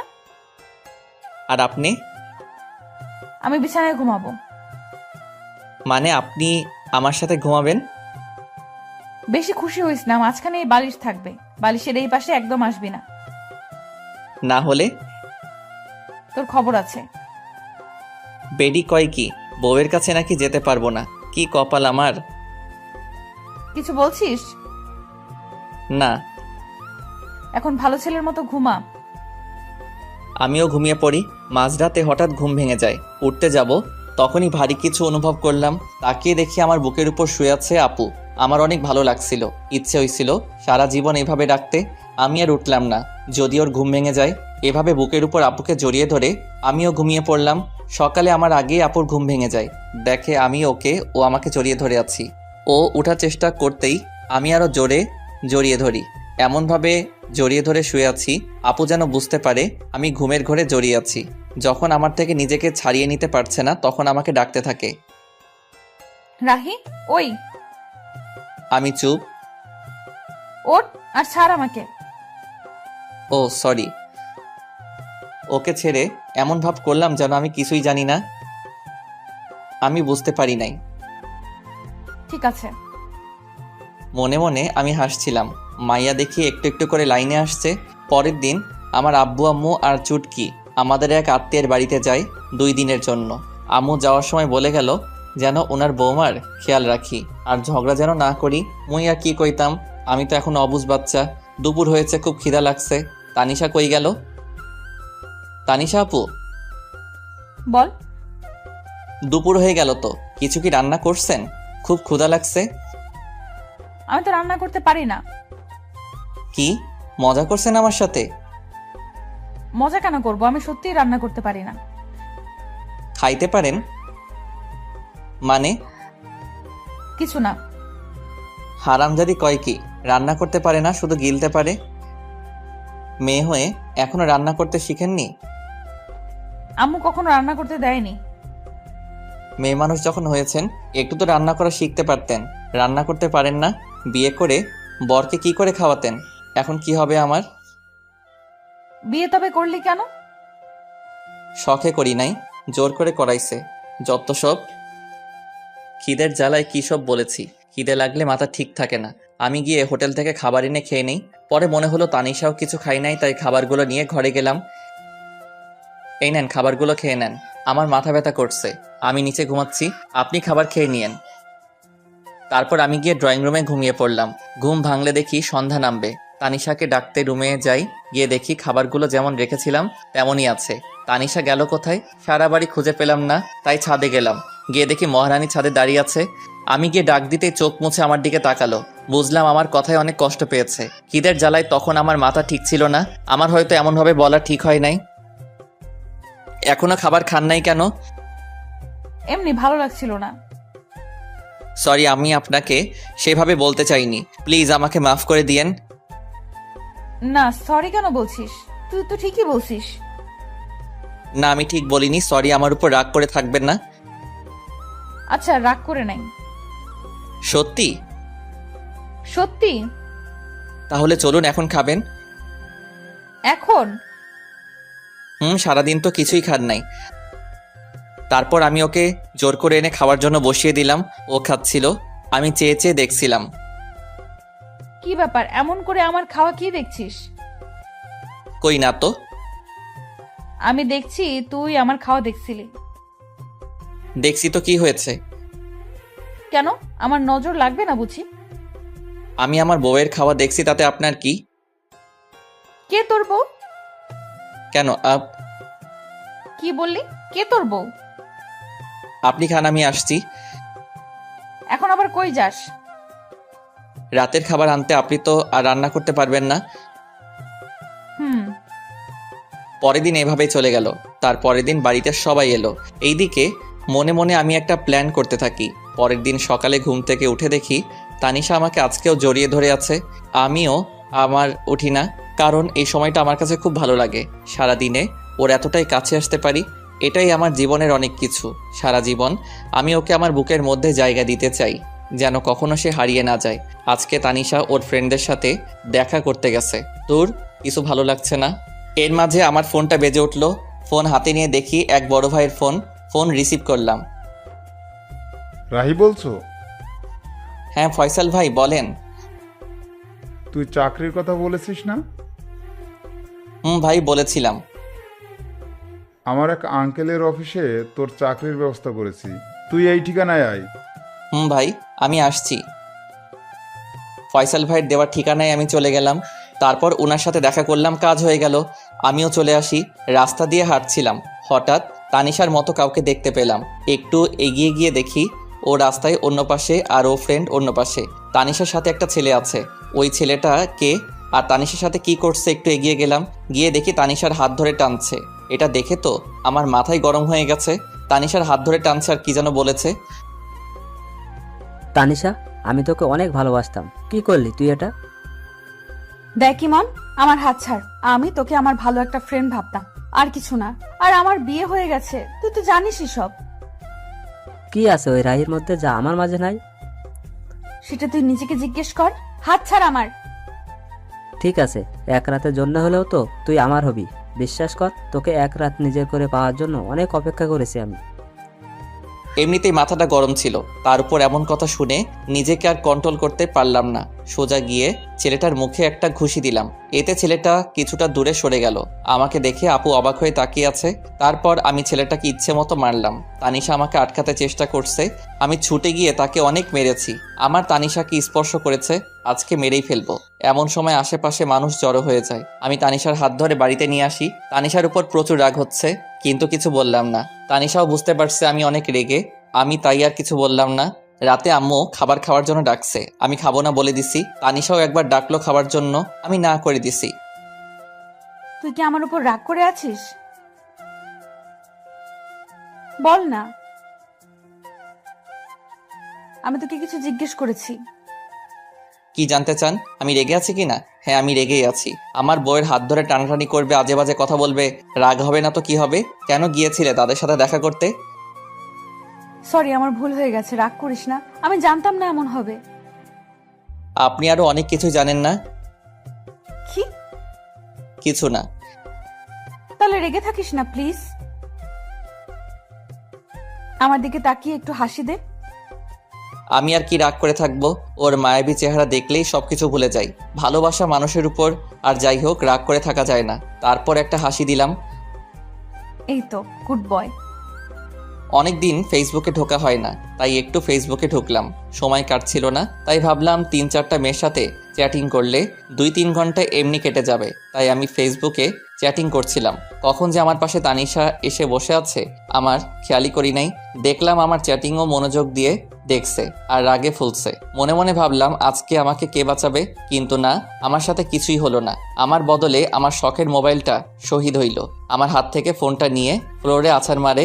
এতে করে আমার ফোনের বডি, কলিজা, হার্টবিট সব আলাদা হয়ে যায়। বেচারা আমার জন্য বিনা আন্দোলনে শহীদ হইল।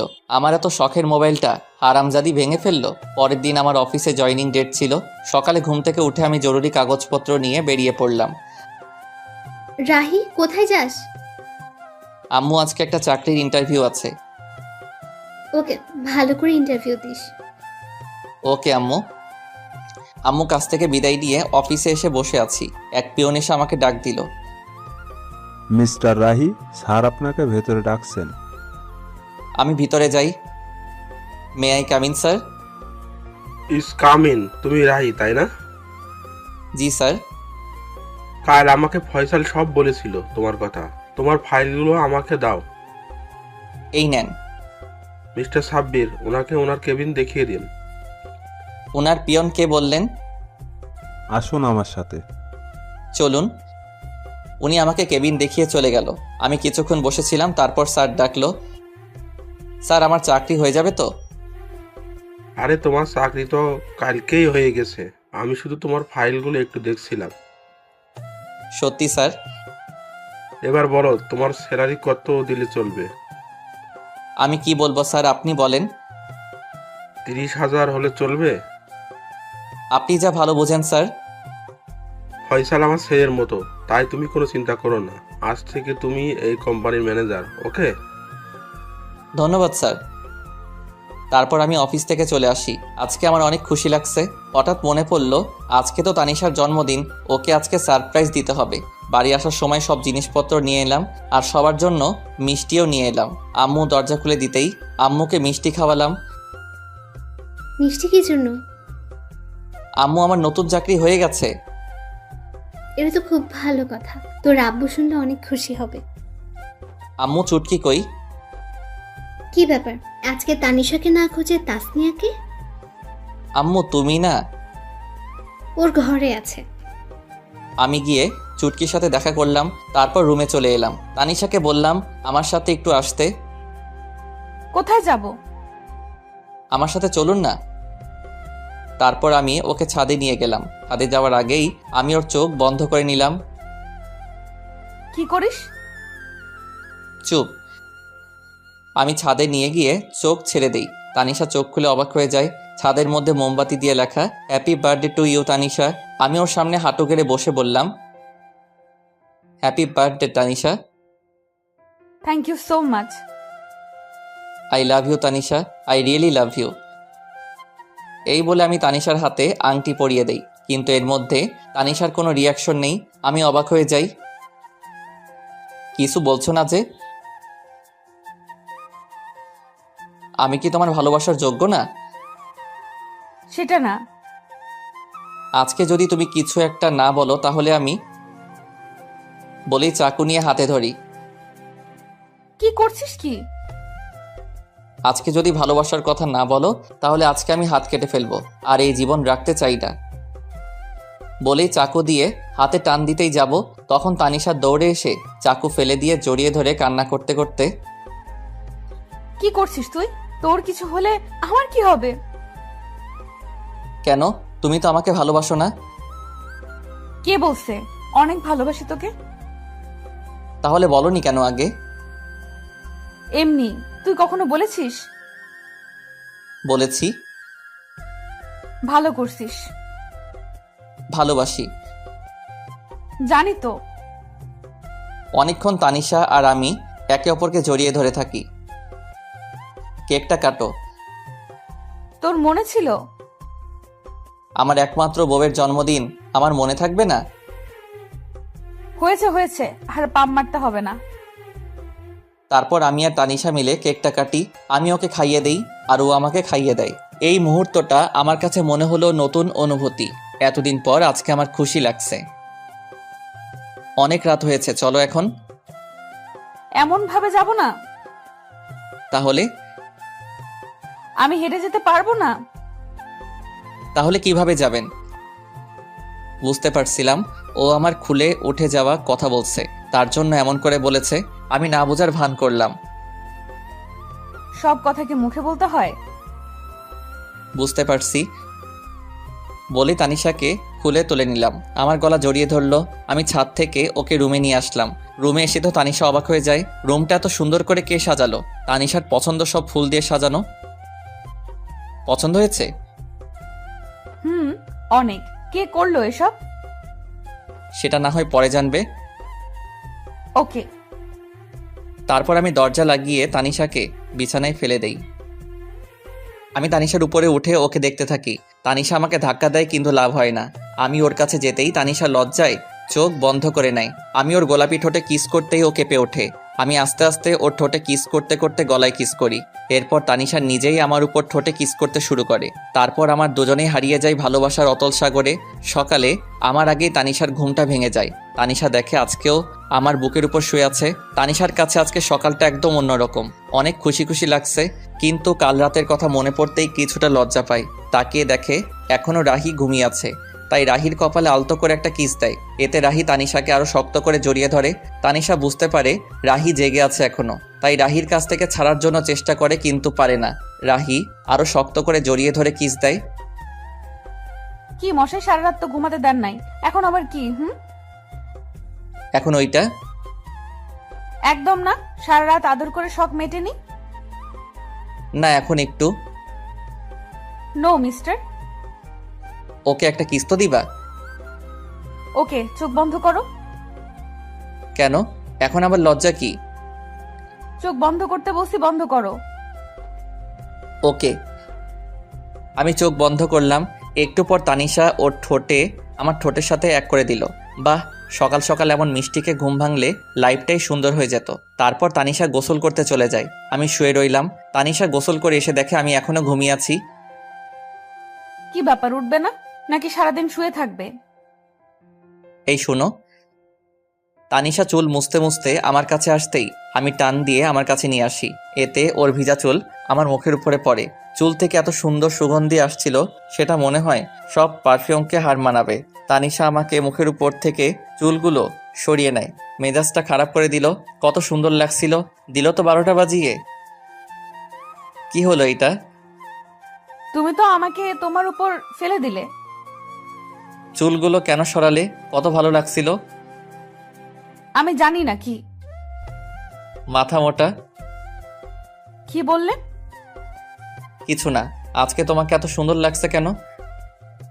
আগে সুন্দর লাগতো না বুঝি? আগে লাগতো, কিন্তু তার থেকে বেশি এখন লাগছে। মন চাচ্ছে সারাদিন আজকে তোমাকে আদর করি। চুপ বদমাইশ। এবার ছাড়ো, অনেক দেরি হয়ে যাচ্ছে, বাইরে যেতে হবে। ওকে।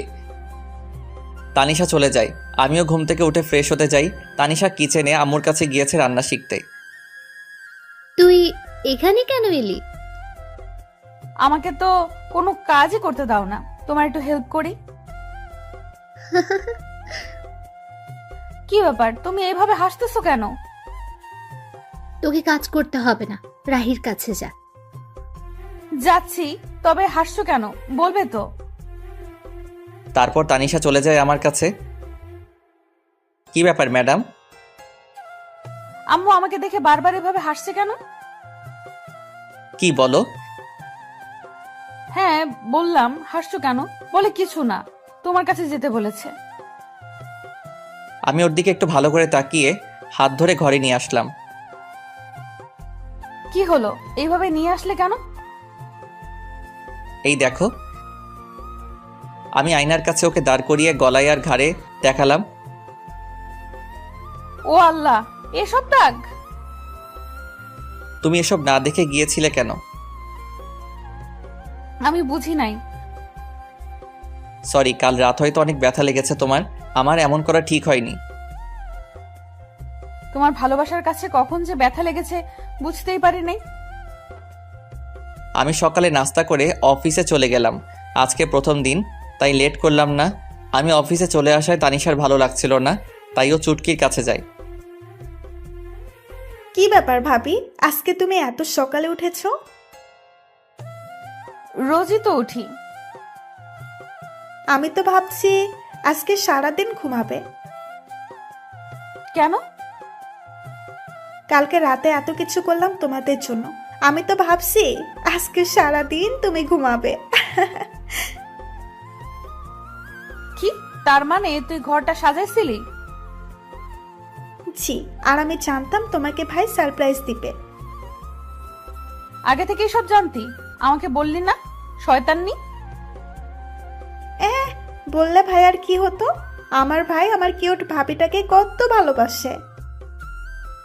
তোরা দুই ভাই বোন আস্ত বদের হাড্ডি। আমার কিউট ভাবি। কি ব্যাপার, এত তেল মারছিস কেন? কিছু না। দুপুরের দিকে ভাবলাম তানিশাকে একটা ফোন দেই, খেয়েছে কিনা, কিন্তু পরক্ষণে মনে হলো আমার ফোন তো বিনা আন্দোলনে শহীদ হয়েছে। ফোনটা আর দেওয়া হলো না। ভাবলাম তানিশার হাতের ফোনটা নষ্ট, একটা কিনে দিতে হবে। বিকালে বাড়িতে আসার সময় তানিশার জন্য আইসক্রিম আর চুটকির জন্য চকলেট নিয়ে আসলাম। দরজায় কলিং বেল দিতেই তানিশা এসে দরজা খুলে দিল। আইসক্রিমটা ওর হাতে দিলাম আর চকলেট চুটকিকে দেওয়ার জন্য বললাম। রাতে খাবার খেয়ে রুমে এসে বসে আছি, দেখি একটু পর তানিশা আসলো, এসে আমার পাশে বসলো। আমি ওর কাঁধে হাত রাখতেই সরিয়ে দিল, আবার হাত দিতে আবারও সরিয়ে দিল। কি ব্যাপার ম্যাডাম, আজকে এত রেগে আছেন যে? কালকে সব প্ল্যান চুটকি জানতো, তাই না? না মানে হ্যাঁ, ভয়ে। পিচ্চি মেয়েটাকে নিজের মতো করে তৈরি করছো? ও পিচ্ছি, এখনই সব বুঝে। তার মানে কিছু না বাবু। এই একদম আমাকে বাবু বলবি না, আমি কারো বাবু নই। আরে সোনা, রাগ করছো কেন? নিজের করে পেতে একটু হেল্প করছে। এবার একটু কাছে আসো, আদর করি বলে জড়িয়ে ধরে কিস দিলাম। এবার হয়েছে তো, ছাড়ো আমায়, এখনো মন ভরে নাই। মন ভরে নাই, আরেকটা দিলে ভালো হতো। একটা কেন, 1000টা দিবা, তবে একটা শর্ত আছে, সেটা মানতে হবে। আগে বলো রাখবে, আমার কথা ঠান্ডা মাথায় জবাব দিবে। দিব, বলো। অফিসে কি কোনো মেয়ে আছে? তাদের সাথে কি তুমি কথা বলো? তানিশার কথা শুনে রাহি তো রাগে আগুন, কিন্তু কথা দেওয়ার কারণে ঠান্ডা মাথায় জবাব দিল, দেখো, অফিসে মেয়ে মানুষ থাকবে এটা স্বাভাবিক, কিন্তু তাদের সাথে প্রয়োজন ছাড়া কথা বলি না। তাদের সাথে কি হেসে হেসে কথা বলো? যদি বলো এখন থেকে আর বলবে না, কেমন?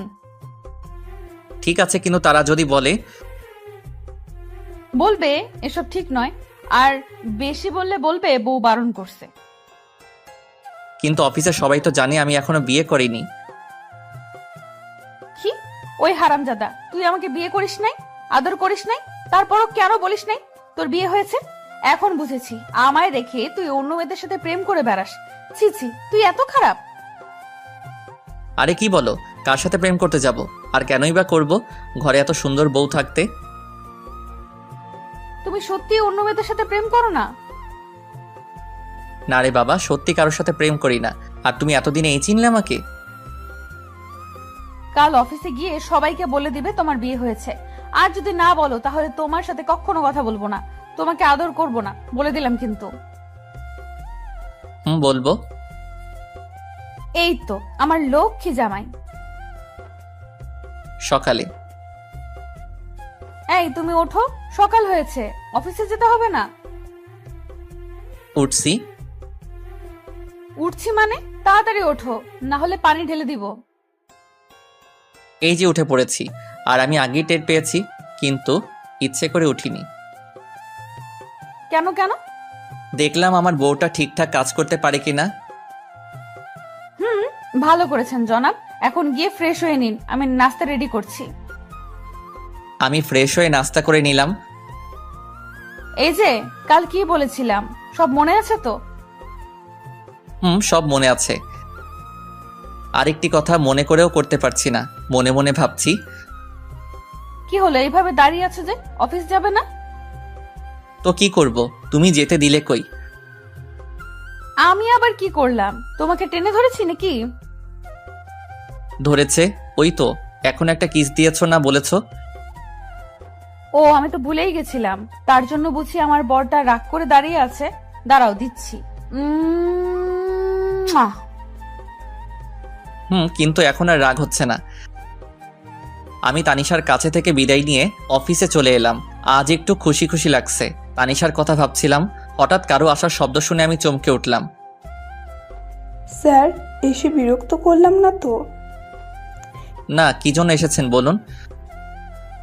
এমনি এসেছি স্যার, আসলে আজকে আপনাকে অন্যরকম লাগছে। ও আচ্ছা, না আমি ঠিক আছি, আপনি এবার আসুন। Okay sir. তখন পি আসলো। স্যার, একটু পর একটা মিটিং আছে, আপনাকে থাকতে হবে, না হলে অনেক বড় সমস্যা হবে। এখন তো আমি চলে যাব, আপনারা সবাই থাকুন। না স্যার, আপনাকে থাকতেই হবে। কিন্তু আমি তো। না স্যার, আপনাকে থাকতেই হবে, অনেক বড় সমস্যা। ঠিক আছে, সবাইকে বসতে বলুন, আমি আসছি। আমার এখন বাড়িতে যাওয়ার সময়, কিন্তু আজ একটা মিটিং থাকার কারণে কোনো উপায় না পেয়ে থাকতে হলো। মিটিংয়ে থাকাটা অনেক বড় জরুরি। মিস্টার রাব্বি, ফাইলগুলো আপনি সব ভালো করে দেখে নিয়েছেন তো? আমি দেখেছি স্যার, আপনি শুধু দেখলেই হবে। আমি ফাইলগুলো দেখছিলাম, তখন আমার ফোনটা বেজে উঠল। একটু ব্যস্ত থাকার কারণে ফোনের দিকে নজর দিলাম না। মিস্টার রাব্বি, সব ঠিক আছে? ওনাদেরকে সামনের সপ্তাহে আসার জন্য আমন্ত্রণ করেন। আমার ফোনটা আবারও বাজতে শুরু করলো। স্যার, আপনার ফোন বাজছে। দেখছি, একটু ওয়েট করেন। আমি সেখান থেকে সরে এসে ফোনটা হাতে নিল। ফোনটা রিসিভ করতেই, কি ব্যাপার, কখন থেকে তোমাকে ফোন করে যাচ্ছি, তুমি ফোন রিসিভ করলে না কেন? আর কোথায় তুমি? অফিসে। আর তোমার বোঝা উচিত হয়তো কোনো কাজে আটকে গিয়েছি, বিধায় ফোনটা রিসিভ করিনি। তারপরেও কেন বিরক্ত করে যাচ্ছ? অফিসে মানে? অফিস টাইম তো অনেক আগেই শেষ হয়ে গেছে। তার মানে তুমি অন্য মেয়েদের সাথে আড্ডা দিচ্ছ? যা ভেবেছিলাম তাই হলো। এখন কিন্তু অনেক বাড়াবাড়ি হয়ে যাচ্ছে। ফোন রাখছি আমি, এখন ব্যস্ত আছি। বলেই ফোনটা কেটে দিলাম। এভাবে রেগে কথা বলা আর হুট করে ফোন রেখে দেওয়ায় তানিশার একটু সন্দেহ হলো, আর মনে মনে ভাবছে তাহলে কি রাহি আমাকে ধোকা দিচ্ছে? না, এর শিকড় আমাকে টেনে বের করতেই হবে। মিটিং শেষ করে 2 ঘন্টা পর বাড়িতে আসলাম। এসে দরজায় কলিং বেল চাপ দিলাম, সাথে সাথেই তানিশা এসে দরজা খুলে দিল। এতক্ষণ নিশ্চয়ই পথের দিকে চেয়েছিল, তখন বলতে লাগলো, এই ছেলে, কি পেয়েছিস কি? ঘরে বউ রেখে অন্য মেয়েদের সাথে মেলামেশা করবি, আর বাড়িতে এসে এমন ভাব করবি যেন এখন অফিস থেকে এসেছিস। তানিশা এখন কিন্তু একটু বাড়াবাড়ি হয়ে যাচ্ছে। আমি বাড়াবাড়িই করছি, সত্যি বললাম তো, তাই শুনতে খারাপ লাগছে। আমি নিজের রাগ কন্ট্রোল করতে না পেরে নিজের গালে নিজেই 2টা থাপ্পড় মারি। এমনিতেই আজকে কাজের অনেক ধকল গেছে, তার উপর বাড়িতে আসতে না আসতে কী সব শুরু করে দিয়েছ। আমি তোমাকে আগেই বলেছি আমার কোনো মেয়ের সাথে মেলামেশা নেই। আগে যাই একটু কথা বলতাম, এখন তাও বলি না, কারণ তুমি আছো, তোমাকে নিয়েই ভাবতে চাই। তাহলে আজ এত লেট করলি কেন? ফোন করলাম, কথা না বলে কেটে দিলি। নিশ্চয়ই তখন পাশে কোনো মেয়ে ছিল। ছিল, তবে কোনো বাজে মেয়ে ছিল না। তাহলে কেন বললি না? কাজে আটকে গিয়েছিলাম, তার উপর একটা মিটিং ছিল। সরি, আগে বলনি কেন? তাহলে তো এত বাজেভাবে বকা দিতাম না। আমার বুকের উপর ঠুস করে মাথা রেখে কথাগুলো বলল, আমাকে বলার সুযোগ দিয়েছো তুমি? সরি বাবা, এবার ফ্রেশ হতে যাও। রাতে খাবার খেয়ে যে যার মতো রুমে চলে গেল। আমি রুমে এসে অভিমান করে বসে আছি। কি হলো, এভাবে মুখ গোমড়া করে বসে আছো কেন? কি হলো আমার পাগলটার? কি হলো, এভাবে মুখ গোমড়া করে বসে আছো কেন? কথা না বললে কিন্তু আমি অন্য রুমে চলে যাব বলে দিলাম। যাও না কেন, আটকে রেখেছে? তুমি এখনো আমার উপর রেগে আছো? এই যে কান ধরছে, আর কখনো এমন হবে না। সরি বাবু। এসব বলে কাজ হবে না, ঘুষ লাগবে। ঘুষ দেওয়া এবং নেওয়া আমি পছন্দ করি না। তানিশা বুঝতে পারছে আমি কিসের নেশায় ধরেছে, তাই একটু দুষ্টুমি করে বলল, তুমি পছন্দ করতে হবে না, আমি পছন্দ করি, তাই আমি ঘুষ নিব। আমি না দিলে তুমি কিভাবে নিবে? না দিলে জোর করে আদায় করে নিব। বলি তানিশার দিকে এগোচ্ছি, আর তানিশা পিছনে যাচ্ছে। একদম কাছে আসবে না, আসলে কি করব? খারাপ হয়ে যাবে কিন্তু। খারাপটাই তো দেখতে চাই। এই বলে আমি তানিশার কাছে গিয়ে গলায় কিস করে আস্তে আস্তে ঘাড়ে চুমু দিচ্ছিলাম। এরপর দুজনের নিঃশ্বাস ঘন হয়ে যায়। এরপর আমি তানিশাকে কোলে করে নিয়ে বিছানায় ফেলে দেই। অনেক খুনসুটি দুষ্টামি করে দুজনেই ঘুমিয়ে পড়ি। আজকে একটু বেলা হয়ে গেছে, কারো ওঠার নামগন্ধ নেই। তখন আম্মু ডাক দিল, কি হয়েছে রাহি? অনেক বেলা হয়ে গেছে, এখন উঠছিস না? অফিসে দেরি হয়ে যাচ্ছে তো। আম্মু একটু ঘুমাই। আর ঘুমাতে হবে না, আর ঘুমালে তোমার অফিসে যাওয়া হবে না। আচ্ছা, উঠছি। তারপর আমি ফ্রেশ হয়ে নাস্তা করে অফিসে চলে এলাম। দেখি রাব্বি আমার কেবিনে বসে আছে। কি ব্যাপার? কিছু না স্যার, অন্য দিনের তুলনায় আজকে একটু লেট হয়েছে। আচ্ছা যাও, কাজ করো গিয়ে। রাব্বি চলে গেল। আমি কেবিনে বসে কাজ করছিলাম, তখন আমার ফোনটা কান্না করে উঠল। ফোনটা হাতে নিয়ে দেখি অচেনা নম্বর। খুব বিজি, আমাকে একটু সময় দিতে পারো না? আপনি কোথাও ভুল করছেন, আমি আপনাকে চিনি না, আর নাম্বারটাও কোনোদিন দেখিনি। ও, এখন তো মনে থাকবেই না। বিয়ের আগে কত কিছু করেছো, বিয়ে করার সাথে সাথে সব শেষ। আপনি কে বলুন তো? বলবো না। ওকে বাই, আমি ফোন রেখে দিলাম। এই না না, বলছি। আজ আম্মুর কাছ থেকে নতুন সিম নিয়েছি তোমার সাথে দুষ্টমি করব বলে। তাই তো, কি করেছে আমার বাবুটা? কথা বলছি জনাব, তুমি কি করছো? একটা মেয়ের কোলে মাথা রেখে শুয়ে আছি। কি বললি তুই হারামি? লুচ্চা বেটা, তোর সাথে কোনো কথা নাই। তুই কোনো দিন আমাকে বউ বলবি না। তানিশা ফোন রেখে দিল। আমি হাসতেছি, কেমন বোকা বানিয়ে দিলাম তানিশাকে। একটু পর আম্মুর ফোন এলো। হ্যালো আম্মু, বলো। অসময়ে ফোন দিলা যে, কি কিছু হয়েছে? কিছু হয়নি, কিন্তু হঠাৎ তানিশা কেমন যেন করছে। ওর আচরণ আমার মোটেও ভালো লাগছে না। কেন আম্মু, কি হয়েছে? একটু আগে তোর সাথে কথা বললো, তারপর কি হলো না হলো কিছুই জানি না, আর শুধু কান্না করছে আর বলছে আমি এখানে থাকবো না আম্মু, তোমার ছেলে একটু ভালোবাসে না আমায়, আমি চলে যাব। ও এমনি ঠিক হয়ে যাবে আম্মু, তুমি চিন্তা করো না।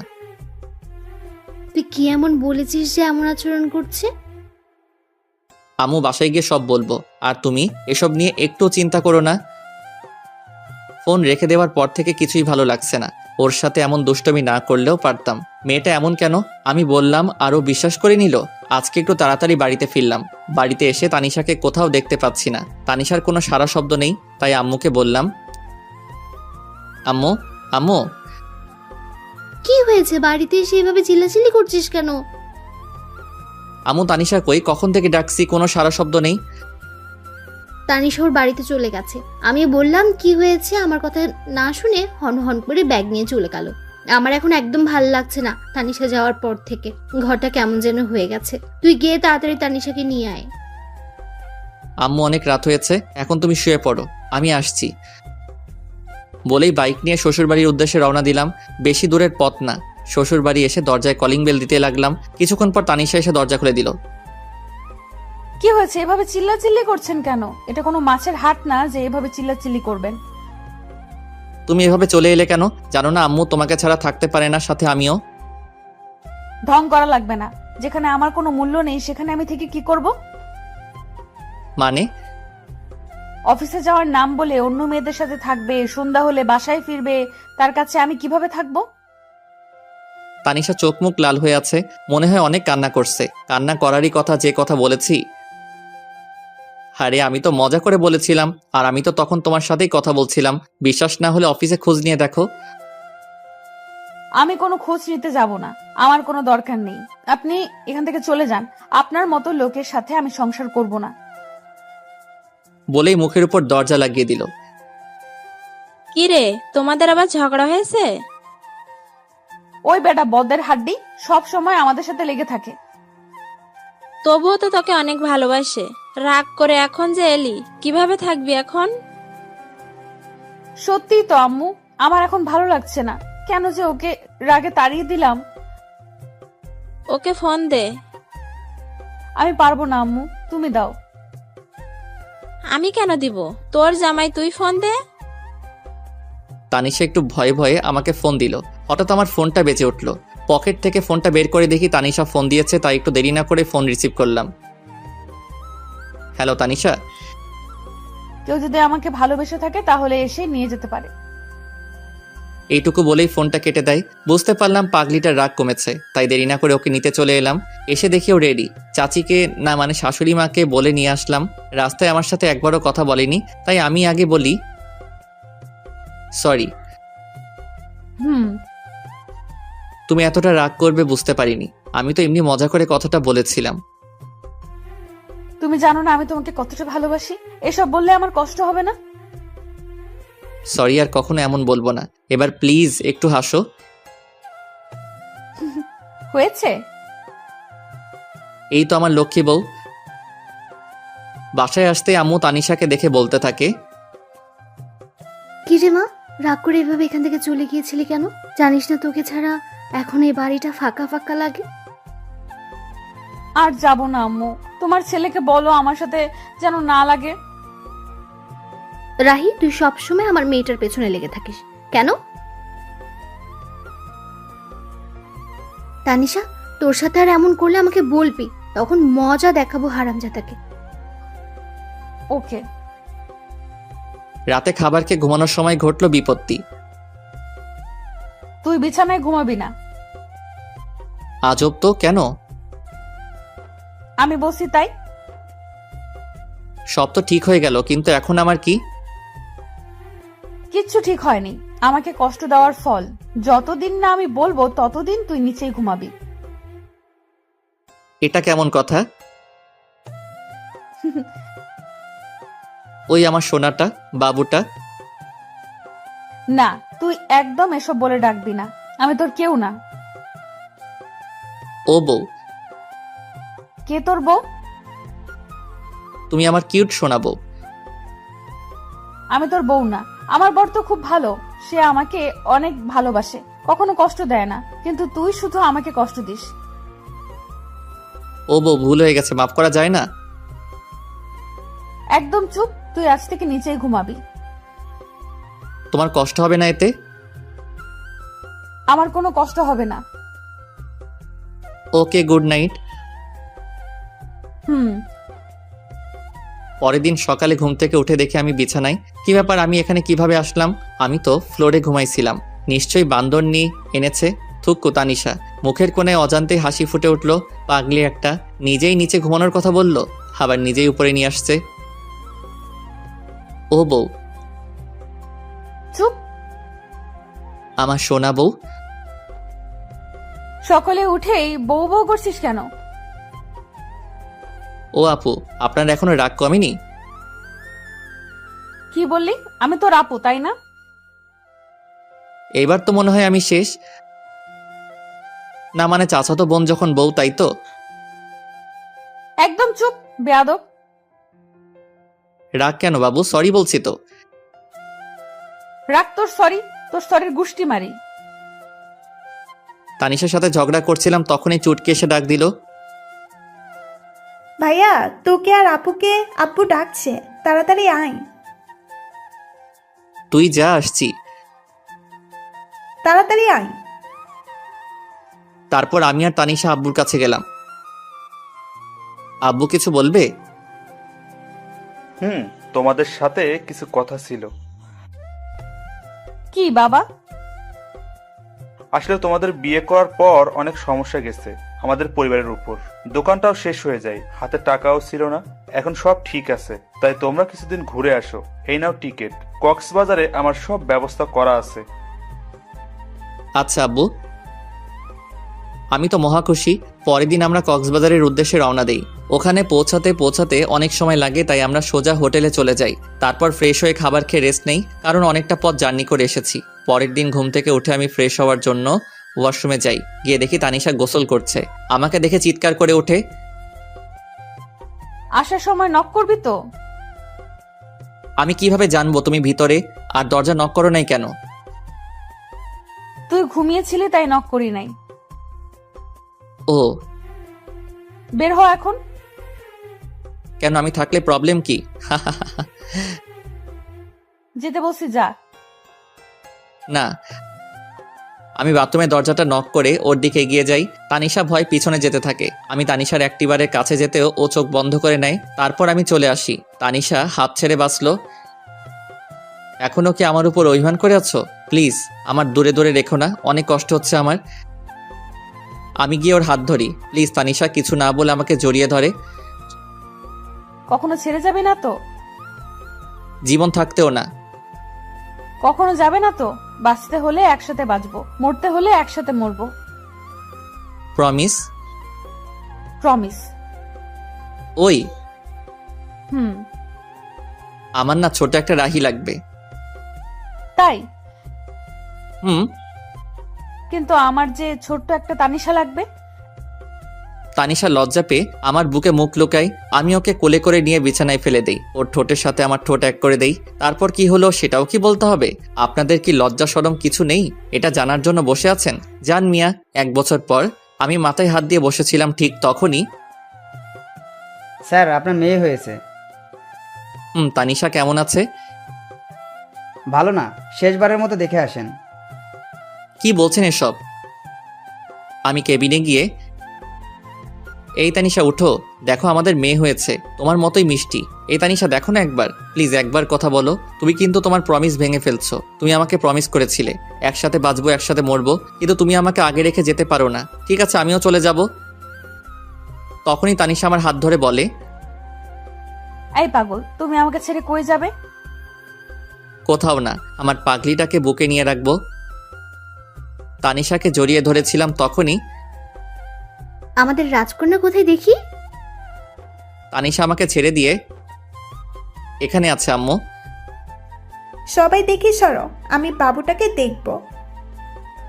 চুটকি বাবুকে দেখে বলতে থাকে, আমি একটু কোলে নেই।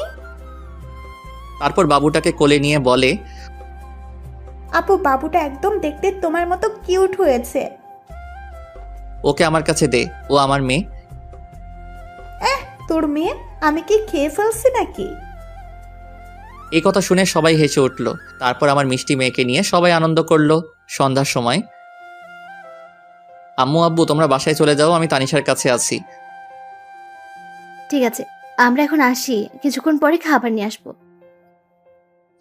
আচ্ছা।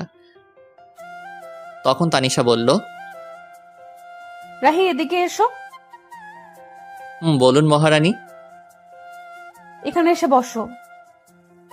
তাহলে তোমার মিষ্টিটা দাও। দেখছে তো? কে দেখছে? তোমার পাঠক পাঠিকা। এই যে পাঠক পাঠিকা ভাই বোন, আর কতদূর যাবেন? এখন আমাদের প্রেম করতে দেন, ভুল ত্রুটি হলে ক্ষমার দৃষ্টিতে দেখবেন। পুরো গল্পে আমার সাথে থাকার জন্য ধন্যবাদ। কেমন হয়েছে গল্পটি বড় করে কমেন্ট করে যাবেন। তারপরের গল্পটা দেখতে হলে অবশ্যই সঙ্গে থাকবেন।